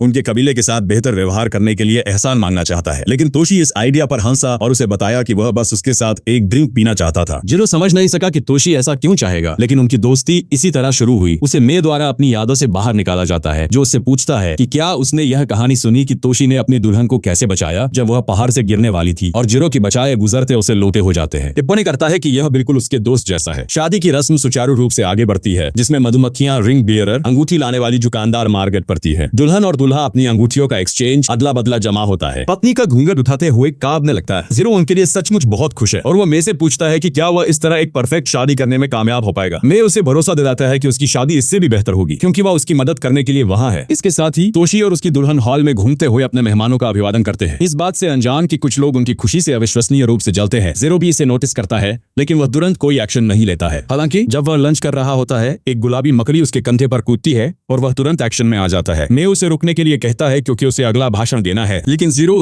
इसे उसके लिए संभालने के लिए कहता है। वह गुलाबी मकड़ी जूलिया के साथ किसी तरह बातचीत करते हुए बाहर दौड़ता है जो तोशी की पार्टनर है और चाहती है कि उसका बड़ा दिन बिना किसी दिक्कत के गुजरे। बाहर सबसे पहले अपने आसपास में चार्ज करता है। तोशी का दुश्मन उन मर्सिडीज किराए के सैनिकों को बताता है जिन्हें उसने सभी एंट्रीज पर धावा बोलने और जो भी दिखे उसे मारने के लिए हायर किया है। वह उन्हें भागने के लिए कहता है जैसे ही बग मास्टर और उसके दोस्त वापस लड़ना शुरू करते हैं, जिस पॉइंट पर वह सीधे दुल्हन पर हमला करेगा। हालांकि जैसे ही वह अपना बुरा प्लान समझा रहा है, मर्सिडीज को एक एक करके खींच लिया जाता है और जब हमलावर मुड़ता है तो वह उन्हें मकड़ी के जाले में फंसा हुआ देखता है जिसमें जीरो उनके सामने खड़ा है। स्कारफेस थोड़ा निराश महसूस करता है और कहता है यही होता है जब आप फाइबर से मर्सिडीज हायर करते हैं। वह अपने प्लान्स बदलने और दिक्कतों से खुद निपटने का फैसला करता है। जीरो की तरफ तुरंत बमों की बौछार करके आग की भूल भुलैया बनाता है। स्कारफेस हंसता है, कहता है कि वह भागते हुए मेहमानों के लिए यह हमला बचा रहा था, लेकिन यह जीरो की गलती है कि वह इतना आसान टारगेट है। वह तोशी को कोसना शुरू करता है, कहता है कि उसके आने से पहले वह अपनी बेवकूफी भरी दयनीय बोरिंग जिंदगी से पूरी तरह संतुष्ट था। स्कारफेस एक बेरोजगार आवारा था जिसने अपनी जिंदगी अपने कमरे में बिताई। उसे किसी भी चीज की परवाह नहीं थी और उस पर बहुत कर्ज हो गया। कर्ज चुकाने के लिए उसे पपेट मास्टर द्वारा एक हिटमैन सुपारी लेकर मारने वाला बनने के लिए सर्जिकल रूप से मॉडिफाइड किया गया था जिसके हाथों, पैरों और सिर में बम फिट किए गए थे। उसे अपने टारगेट्स को ठिकाने लगाने और उनके साथ आग की लपटों में मरने का आदेश दिया गया था। स्कारफेस ने बिना रुके अपने हाथों में बमों का इस्तेमाल किया और पहली बार उसे अपने हाथ खोने पर भी जीने के लिए रोमांस और एक्साइटमेंट महसूस हुआ। हालांकि उसने सोचकर सारे जिंदगी दुनिया में अपने हाथों में बम फिट किए थे। जब तोशी उसकी जिंदगी में आया तो उसने वह चमक खो दी। स्कारफेस तब तक अपने हाथ और पैर पहले ही खो चुका था, लेकिन तोशी ने उसे गले लगाकर हमला करने का सबसे अच्छा मौका दिया। स्कारफेस अपने दांत पीसकर अपने सिर में लगे बम को डिटोनेट विस्फोट करने के लिए बेताब था, लेकिन जब उसने ऐसा किया तो कुछ नहीं हुआ। एक छोटी सी ततैया उसके मुंह से बाहर उड़ी और तोशी ने उसे बताया कि उसने उसके सिर में लगे बम को निष्क्रिय कर दिया है ताकि उसे अब मौत के लगातार डर में न जीना पड़े। उस दिन से स्कारफेस ने उस आदमी के खिलाफ नफरत पाल रखी है जिसने उसके जुनून को नष्ट कर दिया और अब वह उसे वहां चोट पहुंचाना चाहता है जहां उसे सबसे ज्यादा दर्द हो। उसे इस मिशन के लिए पपेट मास्टर से नए हाथ और पैर मिले और वो सोचता है कि जीरो के जाने के साथ उसे सीधे चर्च जाना चाहिए। हालांकि जब उसके पिछले हमले की लपटें घुसती है तो वह जीरो को पूरी तरह से सुरक्षित पाता है, क्योंकि वह मकड़ी के रेशम की एक मोटी परत से प्रोटेक्टेड था। जीरो में के साथ अपना कॉल खत्म करता है, उसे भाषण में क्या कहना है यह बताता है और फिर अपना ध्यान स्कारफेस की तरफ मोड़ता है। कहता है कि कोई भी अच्छा आदमी तोशी के खिलाफ नफरत नहीं रखता, जो इस लड़ाई को उसके लिए सचमुच बहुत सरल बनाता है। इस बीच मी स्टेज पर जाता है और सबको बताता है कि जीरो नर्वस होने के कारण पेट दर्द हो गया, इसलिए वह उसकी तरफ से भाषण देगा। यह जिक्र नहीं किया कि वह केवल 3 मिशेलिन स्टार रेस्टोरेंट में डिनर के बदले इस पर सहमत हुआ। बाहर जरास टाइप केवल 3 मिशेलिन प्रोग्राम के बीच में उतर दिया। दूरो स्कारफेस के खिलाफ लड़ता है, जिसके कृत्रिम ग्लव्स में विस्फोटक लगे हैं। वह जीरो को आसानी से पीछे धकेलने में कामयाब होता है और घमंडी व्यवहार करता है। उसे अपनी मॉडिफाइड ब्लड लाइन एबिलिटीज का इस्तेमाल करने के लिए कहता है, क्योंकि वह उनके बिना नहीं जीत सकता। जीरो अपने बेस फॉर्म में उस पर चार्ज करता है और उसे ब्लिट्जर तेजी से हमला वाधा करने की कोशिश करता है। कहता है कि वह उसके जैसे किसी अरे गहरे पर अपनी ब्लड लाइन एबिलिटीज बर्बाद नहीं करेगा। हालांकि स्कारफेस उसके बेस फॉर्म का मुकाबला कर सकता है और वह उसे नदी में लात मारने के लिए अपने पैरों में रॉकेट थ्रस्टर्स का इस्तेमाल करता है। किस्मत से जीरो के पास गुलाबी मकड़ी है, जिसकी एबिलिटीज उसे स्पाइडरमैन की तरह नकल करने में मदद करती है। वह चट्टान से वापस ऊपर झूलता है और स्कारफेस की तरफ झपटता है, जो मुश्किल से हमले को चकमा देता है, केवल ये पाने के लिए कि उसके पैरों के चारों ओर एक रस्सी है। जीरो उसे चारों ओर घुमाता है और दूर फेंक देता है। उसे चले जाने के लिए कहता है, क्योंकि वह अपने सबसे अच्छे दोस्त की जिंदगी के सबसे खुशी के दिन खून नहीं बहाना चाहता। हालांकि जीरो उसे चारों ओर घूमता है। पपेट मास्टर लगातार स्थिति की निगरानी कर रहा है और वह स्कारफेस को खुद को विस्फोट करने और बग मास्टर को अपने साथ ले जाने के लिए कहता है। वो स्कारफेस के कृत्रिम अंगों पर से लिमिटर हटा देता है, जिससे वो स्टेरॉइड पर आयरन मैन की तरह चर्च की तरफ उड़ने लगता है। जीरो उसका पीछा करता है, लेकिन महसूस करता है कि वो उसे रोकने के लिए पर्याप्त तेज नहीं है। इस बीच स्कारफेस चर्च पहुंचता है और तोशी को उड़ाने के लिए तैयार हो जाता है, लेकिन जैसे ही वो उसकी उज्जवल मुस्कान देखता है, वो अपना मोटिवेशन प्रेरण बोर्ड मेरेल खो देता है। वो सोचता है कि कैसे अंडरवर्ल्ड में बहुत गहराई तक रहने वाला कोई व्यक्ति दुश्मन को इतनी सावधानी से गले लगाने के लिए इतना दयालु हो सकता है। तोशी की दयालुता उसे उसके दिल के अंदर की सारी नफरत भुला देती है और स्कारफेस पपेट मास्टर के चर्च को उड़ाने के लिए थर्मन सॉन्ग में मारा जाता है। आदेशों को नजरअंदाज करते हुए आसमान की तरफ उड़ता है। एक बार जब वह बादलों में ऊंचा पहुंच जाता है तो वह बग मास्टर को शादी के तोहफे के रूप में अपने कृत्रिम अंगों को अलग अलग दिशाओं में शूट करता है। इस बीच में चर्च में अपना भाषण खत्म करता है और उसी समय स्कारफेस के कृत्रिम अंग पर जाते हैं। बारिश के बादलों को साफ करना और सबको एक सुंदर सूर्यास्त देखने देना। थोड़ी देर बाद तोशी भाषण के लिए और जीरो की पत्नी ढूंढने की खोज में मदद करने के लिए मेरे को धन्यवाद देता है। मैं उसे बताता है कि यह कोई बड़ी बात नहीं है और फिर उससे पूछता है कि वह जीरो के प्रति इतना दयालु क्यों है। तोशी जवाब देता है कि यह असल में इसके उलट है और जीरो उनके परिवारों के बीच ताकत की गतिशीलता के बावजूद उसे दोस्त कहने के लिए पर्याप्त दयालु है। मैं समझ नहीं पाता कि 2 मास्टर्स के परिवारों के बीच कोई अंतर क्यों होगा और तोशी उसे बताता है कि इसके लेवल से 2 राजधानी गांधी निश्चित हो गई है। वह समझाता है कि बग मास्टर फैमिली जहरीले कीलों से शुरू हुई और नीडल फैमिली जहरीली सुइयों से शुरू हुई। वे दोनों पॉइजन मास्टर फैमिली के अधीनस्थ है और अंडरवर्ल्ड में पदानुक्रम सचमुच बहुत सख्त है। तोशी फिर समझाता है कि पॉइजन मास्टर फैमिली बिजनेस में टॉप 5 फैमिलीज में से एक है। बग मास्टर फैमिली ने पीढ़ियों से उनकी सेवा की है और पहली बार जब उसके पिता उसे पॉइजन मास्टर हवेली ले गए तो उस पीढ़ियों का भाग मटेरियल लड़ाकर रहेंगे और बहुत सारे ट्रांसमाइग्रेटर कॉर्फ्यूज हवेली ले गई हैं। तो वह सचमुच पसीने से तर और अपनी जान के लिए डरे हुए थे। उन्होंने उसे बताया कि वे पॉइजन फैमिली के रहमो करम पर रहते हैं और अगर वह जिंदा रहना चाहता है तो उसे वे जो कुछ भी कहे बिना किसी सवाल के उसका पालन करना चाहिए। वह पहली बार था जब तोशी जीरो से मिला, जिसे अभी अभी पॉइजन फैमिली का वारिस नामित किया गया था। तोशी के पिता ने अपने बेटे का परिचय जीरो से कराया, उससे उसे एक कीड़े के रूप में ट्रीट करने के लिए कहा जिसका जिंदगी में एकमात्र रोल उसकी सेवा करना है। हालांकि जीरो शांति से चला गया, कहता है कि तोशी कीड़ा नहीं था। यही वह चीज थी जिसने तोशी को एहसास कराया कि जीरो दूसरे मास्टर्स की तरह कोई मॉन्स्टर नहीं था और वो अंदर से एक अच्छा इंसान था। तोशी अपना छोटा फ्लैशबैक ये कहकर खत्म करता है कि ये जीरो की दयालुता है कि वो उनके बीच अंतर के बावजूद उसकी शादी में शामिल हुआ। तभी नीडल मास्टर भी वहां पहुंचता है और अचानक मे के सामने झुक जाता है। तोशी भी उसके साथ जुड़ जाता है क्योंकि वे दोनों में से जीरो को पत्नी ढूंढने में मदद करने की रिक्वेस्ट करते हैं। भले ही यह काम सचमुच बहुत कठिन है। मैं जवाब देता है कि वे जानता है कि जीरो सचमुच एक बहुत अच्छा इंसान है और वह एक अच्छी पत्नी ढूंढने में उसकी निश्चित रूप से मदद करेगा। कुछ पलों बाद जीरो चर्च लौटता है और वह ये देखकर दंग रह जाता है कि मैं उसके दोस्तों के साथ कितनी अच्छी बॉन्डिंग रिश्ते डॉक्टर बना रहा है। बाद में मेहमान विदा लेते हैं और तोशी अपनी विशाल तितली की बदौलत अपनी दुल्हन के साथ उड़ जाता है, जबकि जीरो और मैं उसे सुखी शादीशुदा जिंदगी की शुभकामनाएं